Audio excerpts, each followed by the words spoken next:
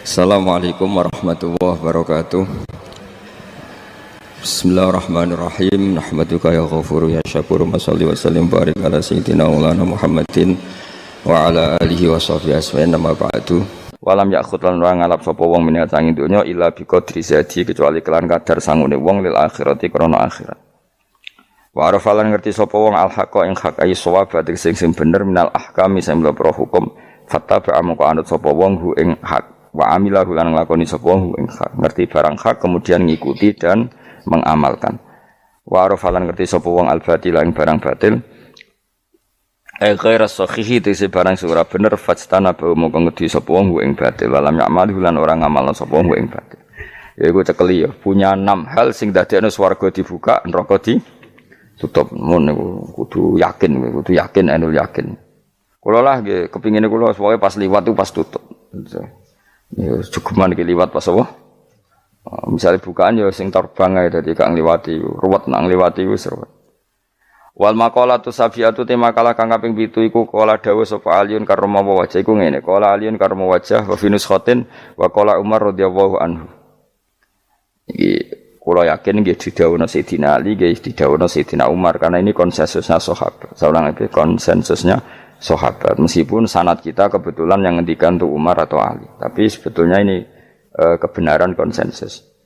An-ni'amu te pira-pira nikmat ay azamu hati tegese te gede-gedene nikmat iku sitatu asya ana 6 pira-pira perkara. Siji al-islamu Islam. Nikmat terbesar kita itu Islam. Dan ini harus kita tanamkan sehingga kowe ning donya ora dipangkat, ora di donya ku biasa wae, asal duwe napa Islam. Wal Qur'anu lan di Qur'an. Wong kudu diapalan Qur'an. Wa duha wa yasin apa saja. Paling ndak punya pegangan-pegangan dan prinsip hidup. Aja geman wong ra diapalan Qur'an. Misalnya kaya kula sebagai wong alim misalnya, iku kampanye ilmu, guling-gilingan nak Quran iku ngendikan ilmu. Bahkan Allah mengkampanyakan dirinya, mengenalkan dirinya Ar-Rahmanu 'allamal Qur'an. Utai Allah iku zat sing mulang Quran. Terus kita iku mulang Quran tenanan. Wong Allah sing karuan zat terbaik, terkuat, ngutus kekasih orang terbaik yaitu Rasulullah sallallahu alaihi wasallam iku nyifatine iku 'allamal Quran. Wong sing mulang Quran, zat sing mulang Quran. Lan kula seneng mulang tafsir wis. Ben wong ngerti Quran meskipun kita tahu kita ya potensi salah. Tapi kan lumayan. Nah kowe potensi bener, salah terus iku ora oleh mulang lah iku bahaya iku. Sing bener iku bener potensi. Salah, kok salah terus, kadang bener wae iku ya perkara nah iku. Enggak sing penting kowe wis mesti dawuh ijazah ulama-ulama dhisik. Misale rapal Quran kabeh apal ayat kursi, ayat kursi iku semua Quran itu ditulis ning Lauh Mahfuz kecuali ayat kursi dawuh Nabi khusus ayat kursi aku jupuk min kanzil arsy. Dadi gamane Nabi ngendikan semua ayat-ayat Quran itu ning dokumen umum iki nang Lauh Mahfuz tapi aku jupuk ayat kursi min kanzil arsy. Kok gudange napa? Arsy-nya ada ayat-ayat yang lebih spesial. Kalau sampean tanya, Gus bukankah semua itu dawuh Allah? Ya betul semua dawuh Allah. Tapi tetap ada dawuh Allah sing hubungannya dengan makhluk. Itu di kelasnya kelas fadhil, keutamaan yang biasa. Ada ayat-ayatnya Allah yang tentang dirinya sendiri, yaitu yang tidak tertandingi. Ya kayak ayat kursi. Ayat kursi itu kan ayat di situ Allah menerangkan dirinya sendiri. Misalnya Allahu la ilaha illa huwal hayyul qayyum. Itu kan Allah menerangkan tentang dirinya sendiri, tentu spesial. Gitu ayat-ayat sing meskipun ya tetap spesial jenenge dawuh Allah tetap spesial. Tapi ada ayat-ayat yang tentang kita. Misalnya ayat fankihu ma tobalakum minan nisa masna. Ayat-ayat seperti ini kan enggak mungkin setingkat. Ini kan ayat tentang kamu. Wis ngerti nak kelakuanem seneng wayo dikai hak wayo. Nah, tentu beda. Tentu semuanya spesial karena sama-sama kalamu. Tapi tentu beda. Dokumen ayat kursi tentu enggak sama dengan dokumen ayat faqihu matobalakum. Maka Nabi ngendikan ayat kursi ini bahkan saya ngambilnya min kanzil arsy. Jadi spesial sehingga terus kita dilatih guru-guru kita ngapal ayat kursi. Kan yo ora lucu misalnya wiridan ning tahlilan faqihu matobalakum minan terus lucu to. Tahlilan kok ngono iku piye ngono. Aneh-aneh, gue yo mikir tuh, senengane mbok antah. Mosok ayat Quran kok beda-beda. Goblok kandhanane angel gue jaman. Dadi kene ku sing wis ngaji mulai bayi. Jadi ana ayat fawadil, maksudnya ayat-ayat sing umumnya terkait kita. ayat-ayat sing spesial karena nerangkan Allah, tentu beda. Terus kedua tentu ayat-ayat sing rano Kanjeng Nabi, misalnya laqad ja'akum rasulun min anfusikum azizun. Terus baru ayat-ayat tentang kita. Ayat tentang kowe ya wakulu wasrobu kon mangan ngono. Nah misalnya terus tahlil terus wakulu wasrobu. Ya lucu deh. Bocah kok kandhanane angel. Pusing ambek kowe. Ngaji tahunan gak ono perkembangan. Ngabis gue rame-rame dunya apa? Gue rame-rame apa? Dunya. Pernah ada kumpulan orang untuk ngaji. Oh, setan setruk tenan. Paham itu? Mulai setane tangin, tenang ya paham. Waduh. Serepot ya. Ya, jadi kayak kudu ngerti ya. Jadi kabeh ayat Al-Qur'an spesial, tapi tradisine ulama kan ada perdebatan apakah ada ayat fadilah dan mafdulah. Sebagian ulama mengatakan jangan bilang demikian karena fal kullu kitabullah wal kullu kalamullah. Tapi kowe nak ngingkari iku ya keliru wong dohire Kanjeng Nabi ku ya ada ayat yang dipuji sundul langit kaya ayat Kursi. Saya punya ayat yang bahkan dokumen itu tak ambil dari Kanzil Arsy katanya. Dan tidak ada nabi yang dikasih itu kecuali saya. Itu nabi begitu bangga semenang. Nabi maca ayat Kursi. Sehingga tradisinya ulama semua anak cucunya, semua umatnya dilatih ayat Kursi. Dan itu memang spesial coba. Saya kalau baca ayat Kursi, saya kalau mau tidur itu mesti baca ayat Kursi. Mesti ora pendak tahlilan ana sing order mboten niku. Mayane apa-apa. Mosok eling pangeran nek pendak apa? Ngono, aneh-aneh. Oh, tahlil kok dikritik, yo keliru sing kritik. Wong maca ayat Kursi yo mbok kritik. Tapi ora dikritik yo perlu dikritik. Wong maca eling pangerane kok butuh berkat le dul, nah eling yo eling ngono kuwi cara kula padha dene. Sing kritik mek sing dikritik. Kowe tahu tahlilan? Nate Gus nek ana undangan mboten mboten.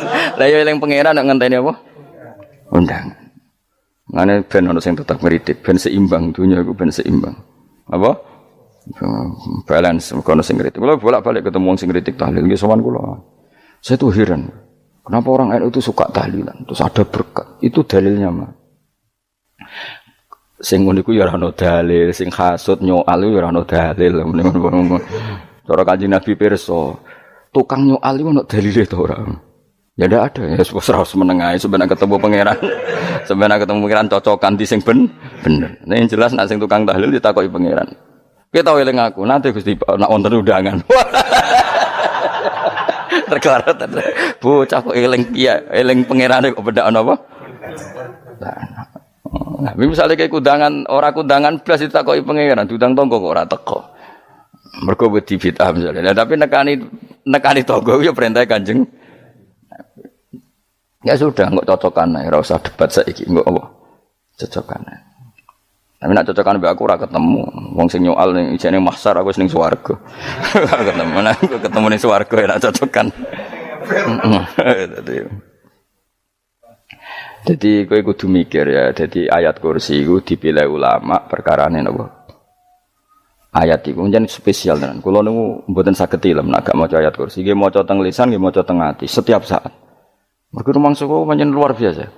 Allahu ta Allah iku Allahu la ilaha illa huwal hayyul qayyum.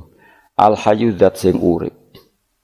Mergo sing gampang bedakno Allah mbek Nabi Isa, ambek berhala, ambek semuanya yang disembah selain Allah adalah kehidupan. Kita gampangane tau ngidolakno Isa kaya apa, tapi akhirnya kecewa nak dianggap pangeran. Mergo nyatane cara mereka pun Isa mati disalib. Utawa cara Islam Isa iku diangkat. Di itu objek. Apapun hebatnya Isa diangkat, diposisikan di langit di. Kerennya apa? Jenenge di itu objek. Berarti yang keren adalah subjeknya, yaitu Allah Subhanahu wa Ta'ala. Terus kita ini sebagai orang itu punya ketakutan. Nak pangeran mati ku piye? Nak kowe mati kan gak punya akibat apa-apa. Srengenge tetap baik-baik saja. Sistem falak galaksi baik-baik saja. Sistem alam baik-baik saja. Wong sing mati kuwe. Bayangno nak sing mati pangeran. Maka ketakutan seorang mukmin adalah apa? Punya Tuhan yang mati. Kemudian itu diobati bahwa Tuhan kamu itu Tuhan sing aman, al-hayyu sing selalu hidup. Kemudian disifati lagi al-qayyum. Apa artinya hidup kalau bergantung orang lain, bergantung makhluk lain? Itu gak keren, karena bergantung itu gak keren. Al-qayyum, yang Allah itu zat yang berdiri sendiri. Oh itu kan terus sempurna. Lho kula maca ayat kursi suwen. Bejane Gusti kula maca ayat kursi. Kowe ora maca iku kasihate mbahmu. Bocah kok. Oh, bocah ora bakat wali. Teke wis elek, kabeh dimaterekno. Kasihate opo nek maca ayat kursi? Kasihate mbahmu ngono. Jimat ya seneng. Kulo ora seneng. Maksudnya ku, tapi mbok gedhingi teman-teman yo ora oleh pancen rezekine kadol jimat ke piye. Sing iso ngatur rezekine wong sapa? Wis keben, muga disepuro pengen. Ra disepuro ora apa-apa, kelakuan kok ngono iku piye. Wis terserah pangeran ae. Jadi Allahu la ilaha illa huwal hayyul qayyum. Kemudian setelah hidup itu bisa saja enggak peduli kita karena pas ngantuk atau pas tidur. Terus disifati la ta'khuduhu sinatu walana, dan zat yang hidup itu tidak pernah ngantuk, tidak pernah tidur. Akhirnya kita ini nyaman, punya Tuhan yang spesial, yaitu hidup dan berdiri sendiri, tidak ngantuk, tidak tidur. Terus budi lahu ma fis samawati wa ma fil ardh. Ya, dan miliknya Allah semua yang ada di langit dan bumi. Keren. Kita ini butuh air, butuh apa saja, dan itu milik Allah. Coba kalau milik manusia, nggak nak loro ning rumah sakit itu, oksigennya larang ngono. Padahal kowe nak ra loro, oksigen di mana-mana gak tau mbah. Jadi kita seneng. Alam raya milik Allah kita seneng karena alam ini milik zat yang enggak butuh alam raya sehingga kita yang make. Allah bikin air, Allah enggak butuh minum. Allah bikin padi enggak butuh makan. Dia bikin semuanya untuk kita. Padahal itu kita ndak ikut punya. Akhirnya seneng mbek pangeran. Cek apike jenengan Gusti gawe ra melok nganggo. Sing nganggo kita-kita ini. Coba aku ora roh gawe rokok gunane apa ora roh. Ya gunane pekerjaan Gus, menyerap tenaga. Ya wis sauri menimu. Sementing kowe roh gunane rokok. Paham nggih? Roh gunane rokok roh carane mandorot kanggo kowe. Dadi padha roe lah sementing. Ya ora apa-apa ta. Kulo seneng mek guyone kiai-kiai ini. Pancen ora ono wong pinter guyon koyo kiai. Wis kulo winekani acara resepsi teng Kudus nang keluarga sarang keluarga Lek Lukman. Sing ngisi Habib Umar Mutahar. Semua nang. Jadi guyonane nang kiai-kiai ora wis kiai-kiai kabeh termasuk Habib Umar. Ada orang kiai rokok. Ini cerita-cerita anekdot. Ada kiai rokok. Rokokan ngarepe dokter. Pak Yai kalau rokok terus nanti kalau mati gimana? Gampang saya bawa korek. Sing kiai niku maksude iku nak mau rokok terus mari mati. Kiai ini yang ngerti maksudnya dokter ngono. Tenang dok, saya masih bawa korek. Maksudnya nak rokok mati gak ada Jumat. Jadi gak sambung apa? Nak guyonane Habib Umar, saya sering membaca bahayanya rokok. Saya baca itu. Setelah baca, saya berhenti membaca. Wangan pikirannya setelah membaca bahaya rokok berhenti rokok. Saya sering baca buku atau apa tentang bahayanya rokok. Setelah saya tahu berhenti membaca. Suwon spesial. Kulo seneng kulo niku bisa nikmati ya seneng putune Rasulullah, ya seneng guyon. Jadi seneng itu gak kudu mewah, apa? Lah kowe seneng ngenteni di Alphard malah kesel to.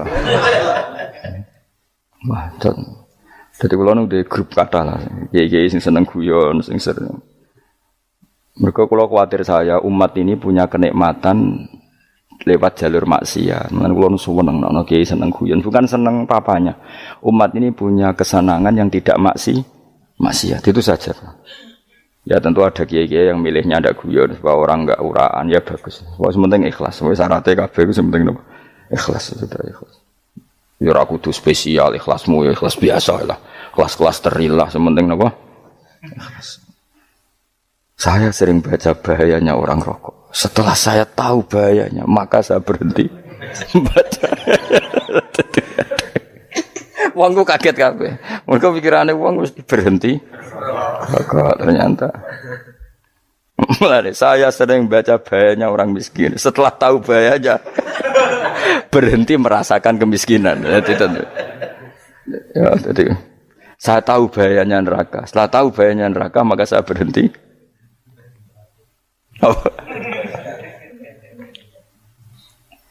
Ya, jadi terus disebutno lahu ma fis samawati wa ma fil ardi. Terus kita nyaman. Kayak apa kalau alam raya ini milik Cina, milik Singkek, milik non muslim atau milik wong Islam sekalipun. Mesti apa-apa tuku. Repot.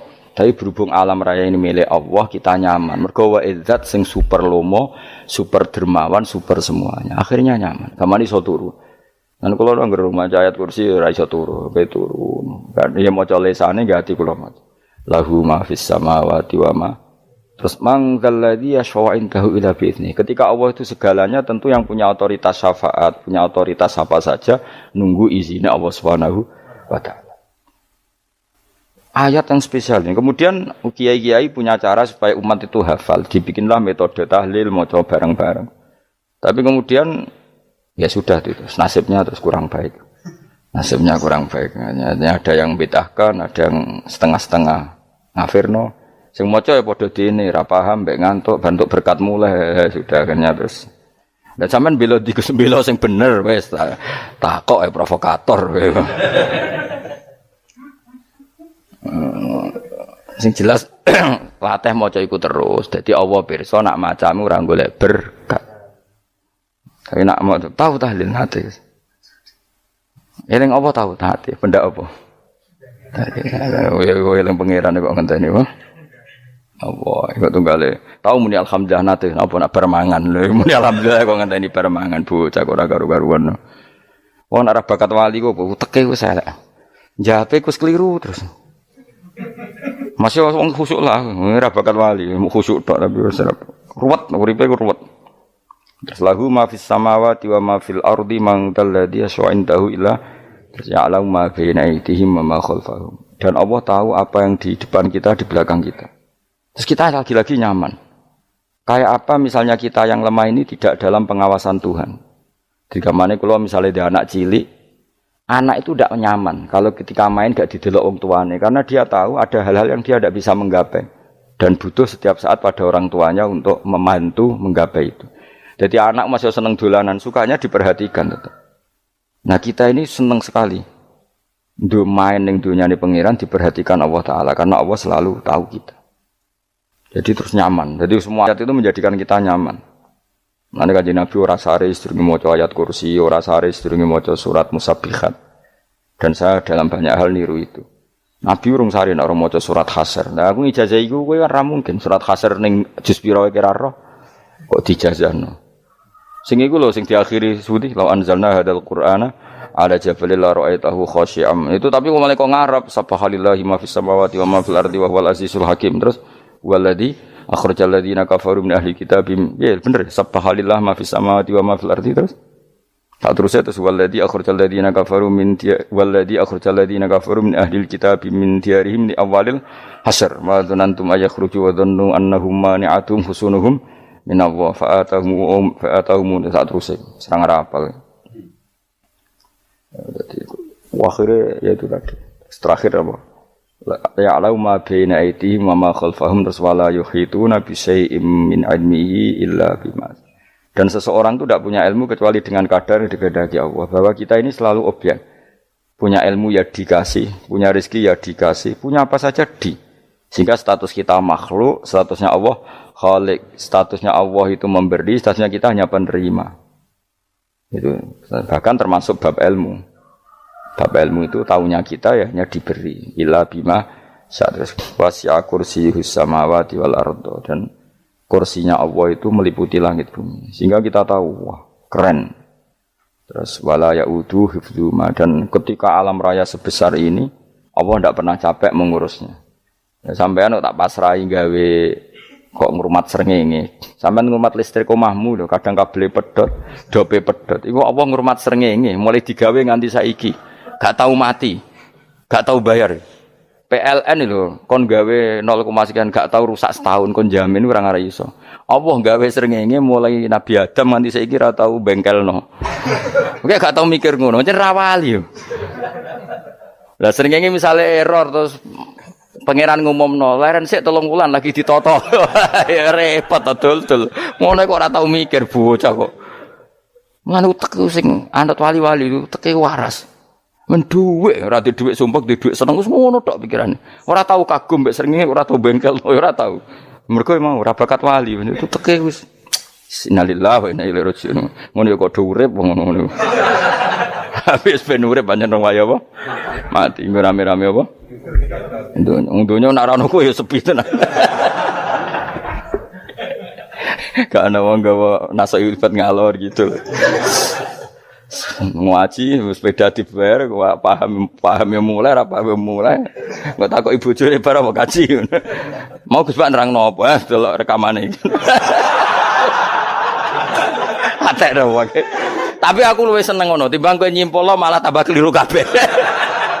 Kulo niku paling asline paling ra cocok ngaji disimpul lho uteke beda kok nyimpul iku terus piye tapi dilarang piye niate ya seneng tapi didukung mesti keliru wong nyimpul keliru mergo mesti nganggo uteke dhewe wis ben kok nunggu rame-rame apa nduk kulo kadang yo mikir ya Allah ya saiki PLN ngurus listrik sak Indonesia iku dibagi-bagi per wilayah Jogja tok kok Bantul tok iku wae bengkel.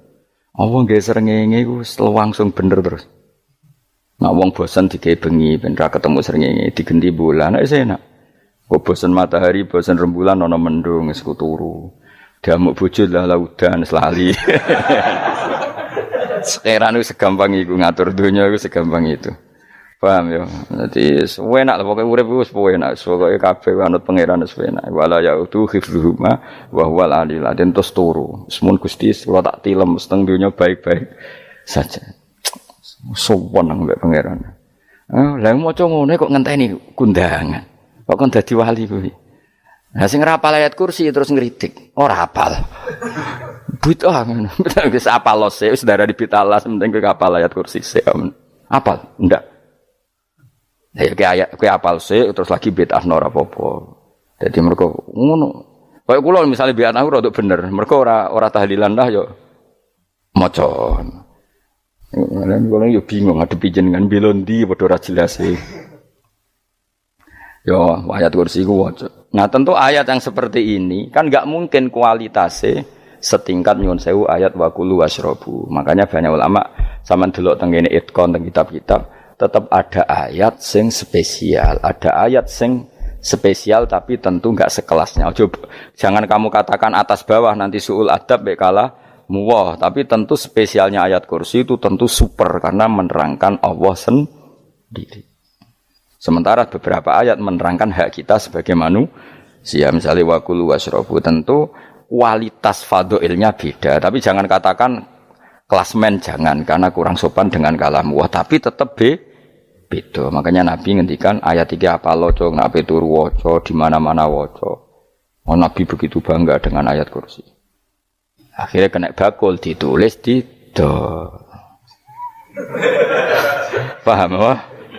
Ditulis didol. Baru kayak didol ya kayak hikmah akhirnya dipasang ning ruang tamu. Akhirnya ketara iki wong Islam bera Islam baru kayak ayat kursi. Wis pokoke berpikir positif wae. Wah, berarti sing di omah Islam bukti nopo ana ayat kursi ini. Lho kula nu beberapa kali dislametno ayat kursi. Kula nak ning perjalanan marung. Iku kadang yang merasa nyaman mergo ning warunge ana ayat. Wah, berarti Islami lah. Ora kuwatir iki ana daging celeng, tetep nulung ngoten. Ya ini jujur mawon kula niku tetep asobia. Artinya nak ning perjalanan sing gak jelas lor kidule ora ro daerah kok marung ana ayat kursi. Paling ndak kan orang ini punya etika. Kira-kira ora bakal apa? Jualan daging babi lah misalnya. Ya tetap bantulah tetap. Umpamane terus dikek nggon salat. Sanajan to sing duwe misale mbok salat ora ya ora perlu. Ya aja suudon ngono wis anggap ae mosok masang ayat kursi kok. Ya sih gitu. Kan lumayan ada perangkat yang itu. Akhirnya bakule payu ayat kursi ini sing di omah ya payu promosi nek iki Islami sing blonjo ya nyaman wis padha enake lah. Ayat kursi ini sing ngenes mergo dinggo ya tapi ya ndak lah. Nak niate ngono ya tapi ya ayat kursi tetap mulia dengan dirinya sendiri. Kulo seneng tenan mbek jeneng ayat kursi ya. Ya tadi kekhawatiran kita punya Tuhan yang tidak sempurna itu terjawab bahwa Tuhan kita super sempurna. Jadi kulo bayangno grepe turu njen seneng.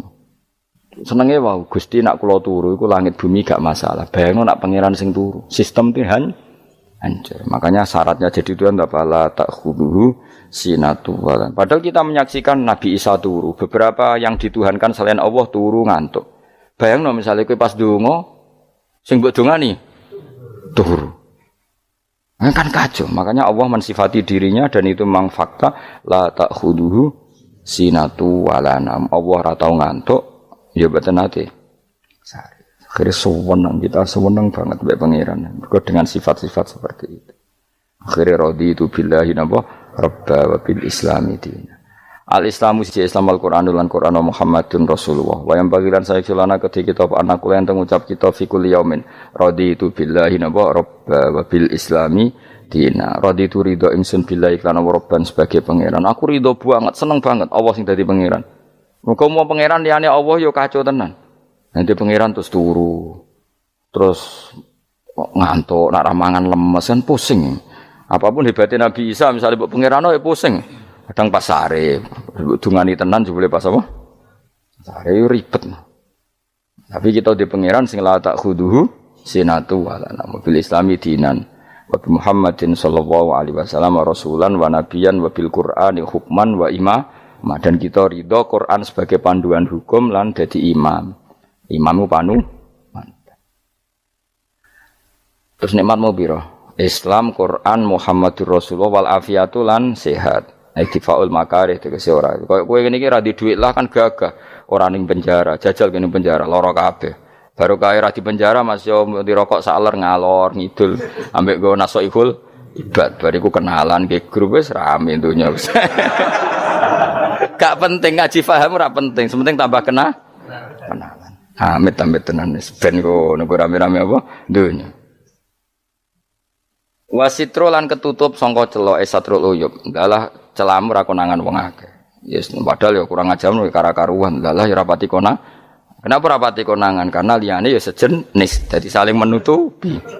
Alhamdulillah saling wal ghina lan semuge aninnas termasuk nikmat iku orang enggak tergantung orang lah fi umurid dunya ing dalam urusan dunya. Tapi nek urusan akhirat kowe ra iso ora bergantung guru. Jadi semuge sangka manusa terbebas iku maknane urusan dunia, urusan akhirat kita butuh sanad kita ila Rasulillah sallallahu alaihi wasallam. Kowe ora oleh beragama berpikir sendiri, ora oleh agama itu riwayat kowe ora oleh mendekatkan Allah dengan cara kamu sendiri, ora oleh kudu nganggo sanad. Sesuai kaya wong-wong filsafat sing oknum iku.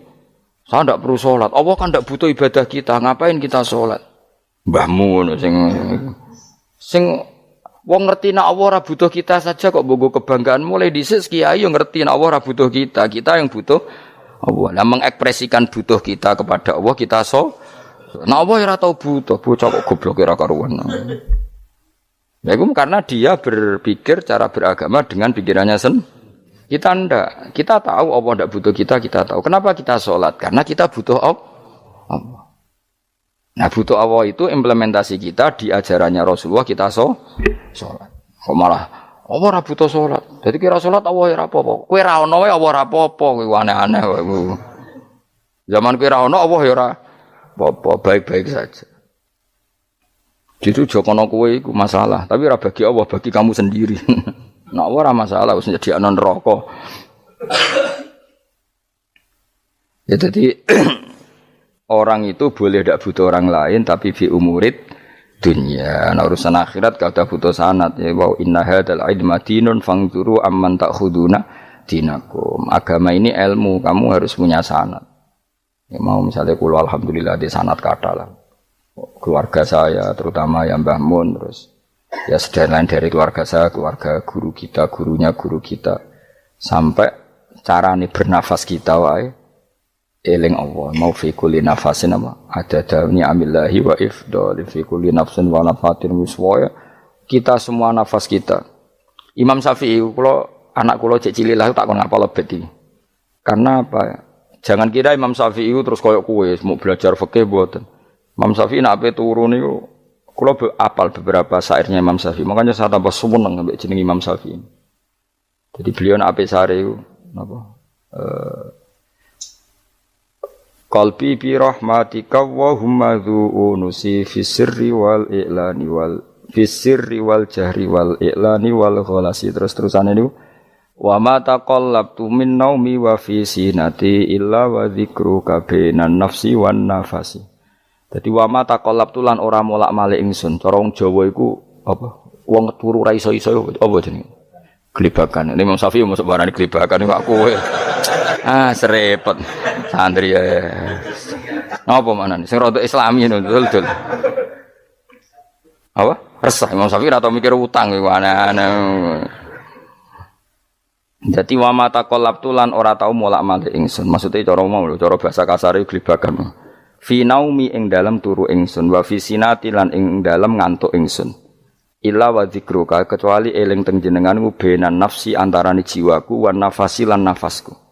Dadi wa mata qalabtu fi naumi wa fi sinati illa wa dzikruka benan nafsi wan nafasi. Jadi ulama di situ itu beliau tidak bikin syair, tidak bikin nadzuman, spontan tuh muji Allah. Nah, saya kira orang, sing madzhab Syafi'i kayak kowe, wape turu ra iso glebakan, mari rong mangan. Akhirnya mau mangan sih, barang mangan warak rokokan lega terus ngorok turu ya Allah karim ya urip ya Allah. Dadi misale ra iso turu pikiran pertama mari kurang mangan. Mangan warak rokokan saler terus apa? Turu ngorok. Wah karim setan min hawalika kanan kiri setan Pak. Padahal ulama dhisik ape turu wudu se maca tasbih se bariku angen-angen pangeran Rabbana ma khalaqta hadza Fadila terus bismika Allahumma ahya bismika amun terus bismika wada'tu jambi wa bismika arfa'u Allahumma rabbas samawati sab'i wa rabbal arsyil azim rabbuna wa rabbu kulli syai' falikal habbi wan nawa iku donga turu ora ngarapal donga iku yakin wis kowe muni wah Gus Bak ngenyek wong tak tes malah ke isin yo dungane turu iku sing terkenal lho donga turu mek donga ngaji padha Allahumma bismika Allahumma ya bismika Allahumma. Mergo ana kiai kota, Bu, tahu doa ngaji? Enggak tahu Pak Ustaz, dongane bismika Allahumma ya bismika. Lho Pak Ustaz itu doa tidur. Karena kalau ngaji nah jare ora kiai. Donga turu mek ngaji ku padha. Aku dhisik wis kal. Maksude ku piye kok donga turu mek ngaji padha? Jebule nak ngaji turu. Ana kena ngaji dongane apa bismika Allahumma ya bismika terus ngaji faslon wis tok ndi-ndi serepet sing rame-rame jute yo urip apa wal afiatul lan afiate tifaul makare tegese ketolak sangka barang sing ora seneng supaya kula suwun nggih supaya jenengan sing seneng pangeran iki sai-sai samu supaya piye-piye sifat dasar wong mukmin bi walladzina amanu asyaddu hubbalillah misale ora iso asyaddu ya sementing hubban. Ya tentu asyaddu itu wong mukmin banget senenge ning pangeran. Ki nek makome rong iso asyaddu ya sementing ana senenge. Ya ana apa? Ana senenge wis dengan kadar yang kelasem lah sampai iso. Lah nek makome para wali ya asyaddu banget seneng. Mau ape turu nek orang maca ayat kursi gak lega paham. Cukup maca ayat kursi bedak tahli. Mulane aku seneng ono sing ngritik aku seneng. Ben rame itu ben seru. Sing kritik ya muga-muga apal tahlil. Jadi ngritik itu fair, ora paper apal terus ngritik. Mun tahlil sing ngomong sholli Abdullah sholati ala sate meneng kabeh wis. Iku men ada sing ngritik sing melok ora apal. Pokoke ujug-ujug muni oh filun. Susah. Piye to kok Mas Sholli? Abdullah sholati ala sate makhluqatika. Nurul Huda saya Mas. Nurul Huda terus oh, iku sing guri semua ora kopi. Ada sing ramene tok. Mak kiai apal wis profesi ini apal tenan. Karena ning desa iku modele permanen, bagian tahlil yo tahlil terus, bagian donga yo. Jadi sehingga kiai donga kok digeser dadi mimpin tahlil yo gagap. Lho akeh lho kiai ngalim kon mikir tahlil yo mikir mergo wah dateng daerah kula kiai ngalim bar kon mikir tahlil terus maca la ilaha illallah wah niki sempun niki pun tak takoki kene apa kapal dene ra apal urutane iku ra apal lho kan butuh apa ya, butuh keahlian gitu. Repot. Kok gini sing tahlil loro. Kapok ngene. Nah kula tetep apal tapi singkat ae. Iku ngono sing luwih ahli to. Sing guri wis sing guri kacau meneng. Tahlil dening kiai iki sing guri sampe wah suwi iku. Mergo terkenal mbah iku nak tahlil. Suwi. Aduh. Masyarakat repot bareng diumumno BMC tahlil dipimpin kiai niki. Sing guri jawab, wah suwi. Aduh. Lah nek donga dening Gus Pak dos wah cepet mesti nek Gus Pak. Aku mergo ngono donga suwi ra mesti mandi ya sadok cepet ae timbang donga nguri. Sing nguri mesti gremeng ana wong gak terkenal dongane suwi dijeng wis nguri. Waduh apa? Sawe. Mergo pikirane wong-wong wis nang berkat dibagi mulai. Mulane sing kritik ku keben ben balance ben seimbang. Cuma kalau suwun sing kritik ya kudu ngergani lah piye-piye iku umat dilatih kenal pangerane liwat kalimat karena itu cara. Coba nak wis kenal ya aja waca bendak tahlil, ape turu ya diwaca ning omah ya diwaca. Tapi aja waca ngarep bojomu kok dikongko jampi-jampi ben ora nyoal blonjo. Waca dhewean ning kamar dinikmati. Mbok waca ngarepe bojomu pas auzubillahi minasyaitonir rajim. Bojomu liwat, memang aku setan. Malah perkara dawa. Enak memang dia barani minasyaitonir rajim. Ya nak maca kok banter-banter ngomong ngarepe bojomu pas liwat pas apa auzubillah. Minasyaitonir rajim. Bojomu ngamuk malah repot.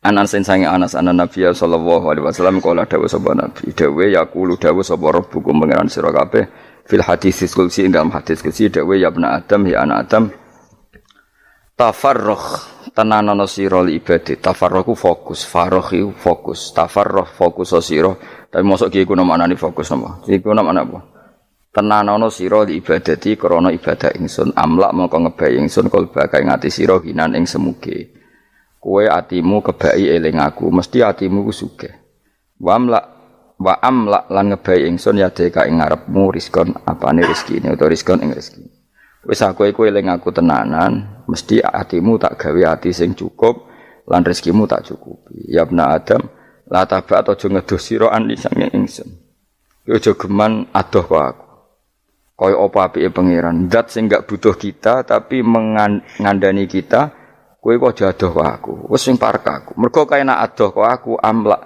mongko nut apa jenenge ngebayi ingsun kalba kafakron kowe nak adoh kok aku mesti ke fikir ngene aja sampe kowe yo fikir ati fikir donya mergo adoh kok pengen wong adoh kok pengen di amlak kalba kafakron wa amlak ulan ngebayi ingsun yade ka ing tangan loro sira syukulan ing sibuk akhire wis adoh pangeran sibuk tapi ora dadekno barokah uripe iku lara-larane wong kaya ya sibuk kangelan jebule ora dadi barokah uripe mergo adoh saking pangeran ruang riwayat hadis sapa Tabrani Imam Tabrani wal Hakim.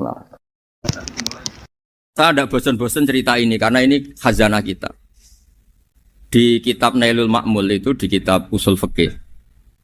Saya berkali-kali cerita ini karena ini untuk menunjukkan bahwa Quran itu liqaumi ya'qilun liqaumi yatafakkarun. Ada seorang kiai, seorang ustadz, kiai dulu itu ya memang orang soleh, alim terus jadi kiai. Kalau kiai sekarang tuh macam-macam, nganggur terus ingin jadi kiai, terus daftar gitu. Ada lowongan di yayasan masuk ingin jadi ustadz, karena dengar ada gajinya. Dulu tidak ada seperti itu, udah. Makanya dulu tuh kalau ustadz kiai pasti soleh karena dia alim terus ingin orang lain tuh mendapat ilmunya. Kalau sekarang enggak ada yayasan sehat, guru gajinya sekian. Yang enggak ingin jadi ustadz tuh daftar. Karena ada gaji, apalagi ada kabar, ada gaji, ada mes, ada wah yang daftar banyak. Tapi mentalnya ada kiai sebetulnya. Ya kalau sampean tanya itu baik enggak Gus? Ya setengah baik. Ya maksudnya setengah baik ya ada baik ngajar itu kan baik. Tapi setengah saja karena motifnya itu nyari gaji bukan ingin mencerdaskan umatnya Rasulullah SAW. Itu Imam Amudi itu guru matematika. Saya nggak bosan-bosan cerita ini. Guru matematik. Muridnya sampai takut, ini masuk surga ndak? Kiai kok ndak ngajarin istighosa atau tahlil malah ngajarin apa? Matematika. Beliau meninggal terus muridnya tanya, "Ma fa'alallahu bik?" Kira-kira gitu. Apa yang dilakukan Allah? Allah nyambut Anda gimana? Terus kata Imam Ahmadi, bagus saya disuruh ngajar malaikat. Karena malaikat kan nggak pernah kayak anak beki gini ngaji gini. Malaikat tuh nggak pernah ngaji, dia iman saja karena tahu surga, tahu neraka terus iman gitu aja. Jadi imannya malaikat tuh nggak keren, keren kita. Imannya loh. Loh itu yang ngendikan Nabi loh, tidak saya. Nabi pernah tanya sama sahabat, iman yang paling keren siapa? Jawabannya sahabat malaikat. Ya enggak karuan malaikat iman. Dia yang tahu surga neraka, tahu segalanya masa ada imannya pasti iman lah katanya. Terus ya para sahabat engkau iman ya wajar kan menangi saya, nemuin saya. Yang hebat itu orang-orang yang tidak melihat saya, tidak saya didik tapi tetap iman. Karena dididik akal, ya tadi dididik Quran, apa dididik Quran. Sama siapa? Teks bahasa Arabnya masang. Terus Imam Ahmadi kata Allah, suruh dia ngajarin para malaikat cara menemukan saya. Malaikat dikumpulin terus Imam Ahmadi disuruh ngajar. Sama singkat kata-katanya Allah di mimpi itu. Istadilla ala wahdaniyati. Di hadrati malaikati, tolong ajarkan cara menemukan saya padahal Anda ini manusia yang tidak melihat saya. Anda di Jakarta kan melihatnya gedung-gedung. Paling jadi khayal terus nikmat lah Anda ikut punya tapi ikut nikmati. Itu orang desa-desa kalau ke Jakarta itu pokrol. Wah, di Jakarta itu gedungnya tinggi-tinggi tidak kayak kampung sini. Lu udah ikut punya, ikut bangga. Di Jakarta orangnya cantik-cantik, tidak kayak orang sini. Padahal dia ya tidak dapat orang cantik gitu. Jadi Allah itu saking pinternya, miskin-miskin ya bisa berkhayal dan bahagia. Nah, itu alhamdulillah betul. Akhirnya itu apa ini anak-anak begini saya tak niati ngajar standar anak-anak akademik. Terus pertama yang diajarkan hanya bilang gini, sama siapa teknya? Ya malaikat wahai para malaikat. Terus beliau bilang, nisbatus naini wassalasah ila mala nihayata lahu nisbatul far'i ilal asli. Angka itu jumlahnya berapapun 2, 3 sampai triliunan. Semuanya itu nisbatul far'i ilal asli. Bin nisbat ilal wahid nisbatul far'i ilal asli. Angka 2 ya cabangnya 1, 3 cabangnya 1, 1 triliun ya cabangnya 1. Tetap yang asal usul adalah angka 1. Itu nangis semua malaikat. Cara Jawa itu mandikman kue iman kaya imanku. Makanya imannya umat Rasulullah SAW itu PD-nya yakinnya kayak imannya malaikat. Kalau Tuhan itu 1. Karena angka agak bisa dimulai kecuali dengan angka 1. Makanya nisbatus naini wassalasah ila mala nihayatalahu iku nisbatul far'i ilal asli. Semuanya itu nisbatnya cabang ke induk. Berarti semua alam raya ini tetap asal usulnya 1. Yaitu qul huwallahu ahad. Nah, itu namanya akal. Umatnya Rasulullah itu ditinggali mukjizat akal lewat panduan Quran sehingga meskipun kita tidak menangi Rasulullah, tidak menangi sahabat, kita tidak tahu malaikat Jibril, tapi cara iman kita ini tidak kalah keren. Yakin hakul, yakin. Terus kedua, gambar. Kamu gambar rumah, gambar hewan, gambar apa saja, mesti dimulai 1 titik. Entah gambar kamu bagus, entah jelek, tetap dimulai 1 titik. Nah, titik ini namanya nuqtatul wujud. Semua alam raya dimulai dari 1 titik, yaitu nuqtatil wujud. Makanya Quran dimulai bismillah, dan bismillah itu dipilih sama Allah pakai pertama ba itu ada titik. Itu kata semua ulama, itu titik itu singkatan dari bi kana makana wa bi yakunu mayakun. Karena saya semuanya ada. Bi itu karena saya. Jadi makanya santri-santri beki tidak usah bayangkan kamu jadi wali terus bisa terbang ke Mekah, tidak usah. Kalau terbang ke Mekah ya sudah umroh aja bayar. Kalau enggak ya maklaran KBH atau apa. Pokoknya cari gratis. Ya gratis kan ya. Dapat orang 10 gratis 1. Terus orang enggak umroh-umroh dirayu-rayu supaya umroh. Repot. Itu pelanggaran fikih itu. Kalau orang punya utang itu wajibnya hanya utang dulu gitu. Wah repot. Saya itu juga sering bingung di kampung-kampung. Gus sama umroh. Kenapa? Dapat gratisan. Minta uang saja buat nyaur utang. Enggak boleh. Wah, secara fikih yang wajib itu nyaur utang bukan umroh. Enggak boleh Gus diminta uang, enggak boleh, harus umroh. Udah gitu saya ini bingung Gus mau umroh, nggak nikmati. Kenapa? Disuruh ngajar Gus. Repot semua kalau ibadah mergawe ya gini bingung semua. Ya saya mohon anak-anak BK semua yang seneng Quran itu harus seneng sampai kayak saya sehingga tahu mencari Tuhan dengan cara tauhid yang berbasis akal. Itu sedzahir imannya malaikat. Jika di klasmen iman itu manusia ulul ilmi, kita-kita yang nekuni ilmu itu nomor 1 prakteknya.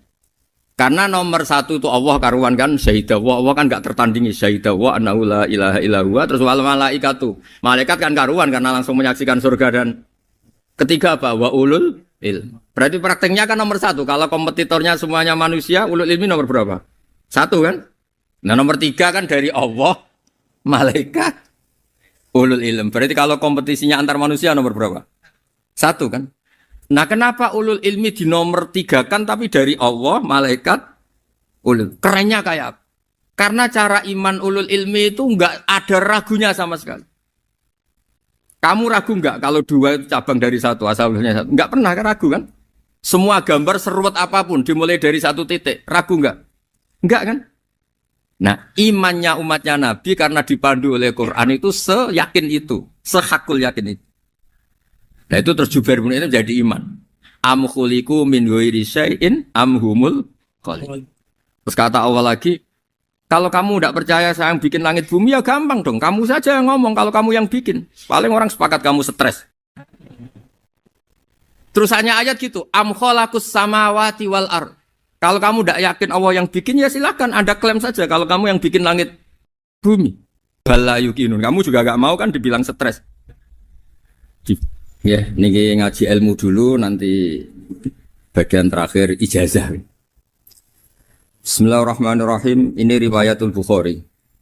Haddatsana Abdullah bin Yusuf, haddatsana Les, haddatsana Sa'id al-Maqburi an-Nabi Hurairah radhiyallahu anhu qala an-Nabi sallallahu alaihi wasallam. Ma minal anbiya'i nabiyyun illa qad u'tiya minal ayat ma mithluhu amana alaihi al-bashar. Wa innama kana alladhi utituhu wahyan awhahu wa ilayya fa arju an akuna aktsarahum tabi'an yaumal qiyamah. Dadas kita tahu semua nabi itu punya mukjizat. Ya, semua nabi itu punya apa? Mukjizat. Mukjizat itu hal yang luar biasa yang memastikan manusia itu tidak bisa menyainginya atau menandinginya. Dan rata-rata mukjizat nabi dulu itu fisik. Misalnya ontanya Nabi Soleh itu kan onta tapi keluar dari batu, itu kan aneh. Aneh sekali. Atau tongkat Nabi Musa bisa simsalabim mengeringkan laut apa? Merah. Semua Nabi itu punya mukjizat dan semuanya berbentuk fisik. Kecuali mukjizatul Rasulullah Shallallahu Alaihi Wasallam itu berupa Al-Quran. Al-Quran itu konsep ilmiah. Terus kata Rasulullah Shallallahu Alaihi Wasallam, tapi saya karena Quran itu justru berharap pengikutku besar dan sampai hari kiamat. Sekarang kita logika ya. Andaikan kamu punya tongkatnya Nabi Musa, kalau kamu suka uang, kepikirannya dijual apa dipakai? Kalau kamu suka uang, pakai. Kalau kamu ahli suudon itu pikirannya ndak, ini asli ndak. Karena yang melihat di Turki itu ya sebagian gitu. Kalau yang suka perdukunan itu bayangkan tuh miliknya. Mungkin dipakai ngakali orang atau apa, pokoknya bayangkan tuh miliknya. Kalau yang kolektor pikirannya itu nanti ini laku berapa. Tapi kalau peneliti mungkin pikirannya itu ini asli apa enggak? Bukti aslinya apa? Repot lah. Lagi pula kalau kamu punya utang terus mau apa? Istri kamu marah mau apa? Kalau pakai tongkat. Nah, beda dengan mukjizatnya Quran itu semuanya apa? Ilmiah.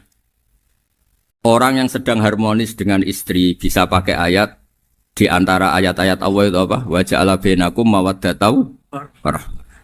Nanti kalau ditakdir cerai, saya tidak menyarankan cerai. Kalau ditakdir cerai, itu masih dimotivasi sama Allah wa iyyatafarraqa yufnillahu kullam min sa'ati. Jika suami istri itu cerai, jangan-jangan suaminya dapat istri lebih baik, istrinya nanti dapat suami lebih baik. Jadi yang masa lalunya ada keprahara. Kan banyak orang suaminya meninggal ketika nikah lagi ditanya, kangen sama suami pertama, alhamdulillah ini lebih baik. Padahal suaminya yang meninggal itu berharap istrinya ini kangen, ternyata dia sudah syukur dapat suami yang lebih baik. Jadi Quran itu menunggui kita ila yaumil qiyamah. Kita tidak bunuh diri, itu ya barokahnya Quran. Karena problem apapun kita dinasihati apa sabar, apa dinasihati sabar. Kan nggak mungkin kamu pegang tongkatnya Nabi Musa, punya masalah apa saja ngelihat tongkat, bisa apa tongkat. Tapi kalau Quran kan nasihat, solusi. Makanya Nabi berharap dengan Quran ini, saya berharap pengaruh saya, pengikut saya terbanyak ila yaumil ya. Terus beliau dikomentari begini sama, ini Fathul Bari, sarahnya Bukhari. Al-muradu anna mu'jizatil anbiya inqaradat binqiradi a'sorihim. Falam yusyahidha illa man hadaraha. Problem mukjizat nabi-nabi dulu itu kan fisik. Sehingga yang tahu kalau Nabi Soleh punya unta yang ajaib, itu yang tahu ya hanya yang hadir saat itu. Yang tahu kalau tongkat Nabi Musa bertuah, itu juga yang tahu hanya yang hadir saat itu. Selebihnya tahu tongkat ya di museum. Tapi kalau Quran menjadi solusi, menjadi panduan, menjadi pegangan itu ila yaumil qiyamah. Kita beri contoh ya, Quran panduan yang paling gampang misalnya begini. Dulu ini cerita ya. Dulu itu ada orang kafir cerdas namanya Jubair bin Mut'im.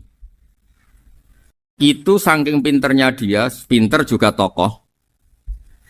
Itu sebagai delegasi pembebasan Asra Badrin. Jadi tawanan-tawanan perang Badar itu mulai dulu ya ada negosiasi mau dibebaskan. Terus orang-orang kafir ini menugaskan namanya Jubair bin siapa? Mut'im. Ini ada di Bukhari. Karena ini ngaji di Jakarta. Kalau orang nggak tahu hadis juga tanya ini sahih ndak gitu. Wong nggak tahu kok tanya itu aneh-aneh. Padahal kalau dibodoni itu ya nggak tahu. Tapi ya tetap tanya, hadisnya ini sahih ndak? Ini kata kiai apa kata nabi ini ya ribet. Memangnya kata nabi kamu dengar kan ya lewat kiai. Emang. Setelah itu Jubair itu datang ke Medina. Dengerin, datang ke mana? Medina. Kemudian dengar Nabi baca Wattur pas sholat maghrib. Jubair karena Nabi dulu gak ada hotel, gak ada pondok ya. Pondoknya Nabi hanya sufah itu. Nabi baca maghrib, bukan diskusi, bukan debat, baca Wattur wa kitabi mastur firrokim mansur wal baitil ma'mur wasaqufil marfu wal bakhril masjur terus. Kemudian sampai pada titik ayat am khuliqu min ghairi syai'in. Masa manusia atau alam raya yang maujudat, yang nyata, yang wujud nyata. Kemudian asal usulnya itu ketiadaan. Ini kan hadhil alam maujud, alam ini kan nyata. Masa sesuatu yang nyata, penciptanya itu tidak nyata. Jadi nggak mungkin ada faham nihilisme. Kalau faham nihilisme berarti melahirkan teori begini. Al-adamu yakhluqu maujudan, sesuatu yang tidak ada, menciptakan yang itu kan akal nggak bisa nerima. Kalau sesuatu ini ada, penciptanya pasti ada. Terus akhirnya Jubair bin Mut'im itu simpuh di depan Rasulullah terus bilang, ya Muhammad kada qalbi ayatir.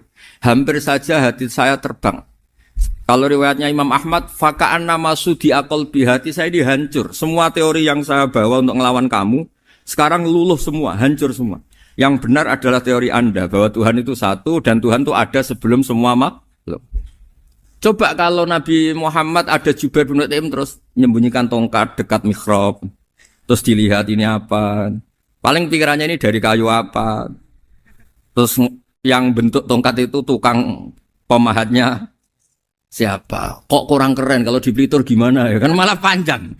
Kira-kira kalau mukjizat itu dari tongkat itu malah panjang. Panjang lah pokoknya panjang. Lagi pula kamu coba kan nggak ngarah mandi, itu yang mandi kan nabinya bukan tongkatnya.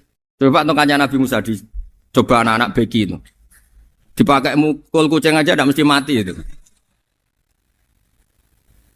Jadi nggak jelas mukjizat-mukjizat seperti itu nggak. Tapi kalau Quran menunggui sampai saking hebatnya Quran, teori rasionalitas kampanye di mana-mana. Tingkat validitas, tingkat kebenaran Quran itu bahkan bisa diuji tanpa membuktikan. Tanpa apa? Cukup pakai akal. Ya terus saya teruskan. Fala yamurru terus al-murad anna mu'jizatil anbiya inqaradat binqidari a'sam. Wa mu'jizatul Quran mustamirratun ila yaumil Ya. Wa kharquhu lil adat fi uslubihi wa balaghatihi wa ikhbarihi bil maghibat. Terus kata ini yang ngarang Fathul Bari sarahnya Imam Bukhari. Fala yamurru asrun minal a'sar illa wa yadharu fihi syai'un mimma akhbaru bi annahu sayakun yadullu ala sihhati da'wahu. Wa hadza aqwal muhtamilat. Wa takmiluhu fil ladzi ba'da. Wa qilani ya. Anal al-makna anal mu'jizat al-madiyah kanat khissiyatan tusyahadu bil absor karena qoti soleh wa asa Musa.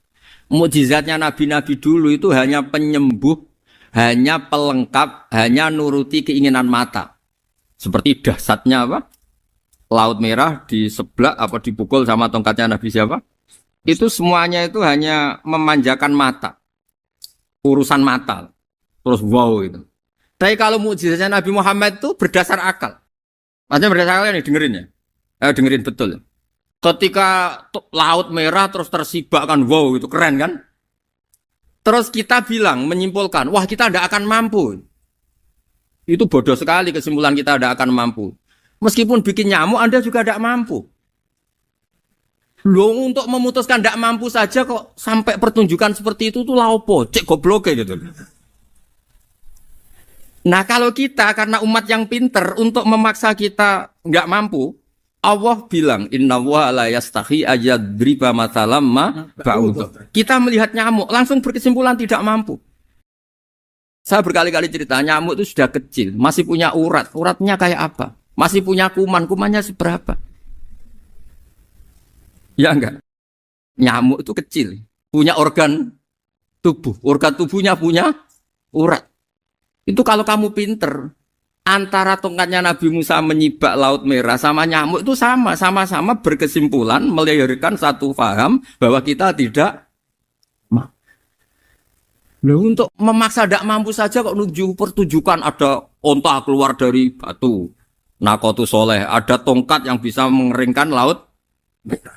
Cik goblok ya. Lah kita alhamdulillah ada jenis goblok yang seperti ini. Untuk ikrar bahwa Allah itu hebat ala kulli syai'in, cukup lihat nyamuk. Kagum kan? Sudah tidak usah bikin hidup. Saya berkali-kali mencontohkan. Para pemahat tak suruh bikin patung gajah itu mampu. Tak suruh bikin patung nyamuk kalau bisa. Nyari materi dari apa? Gampang mana bikin patung gajah sama patung nyamuk? Gajah, makanya Allah bikinnya contoh itu untuk ijaz itu pakai nyamuk, bukan pakai gajah. Itu kalau ustadz-ustadz yang agak jorok malah contohnya nyamuk, Gus.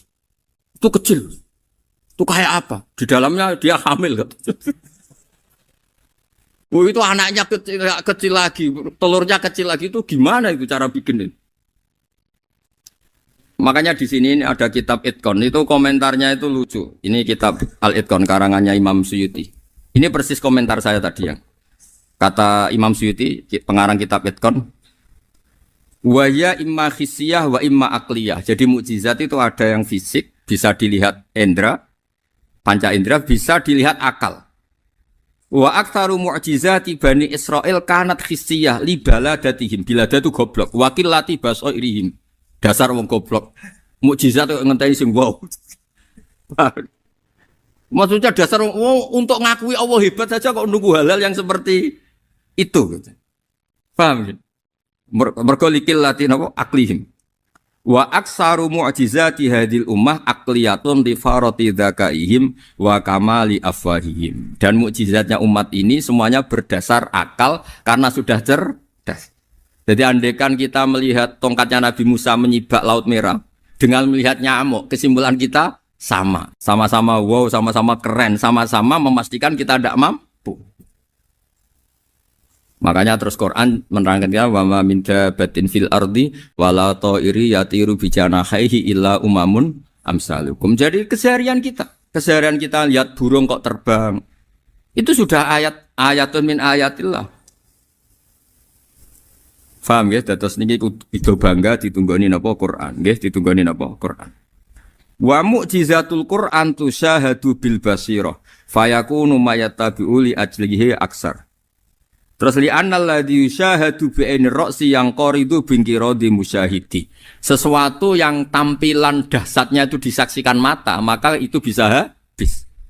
Era tongkat Nabi Musa seperti itu habis enggak? Bisa mengeringkan laut merah, habis kan? Tapi era mukjizatnya Quran ila yaumil qiyamah.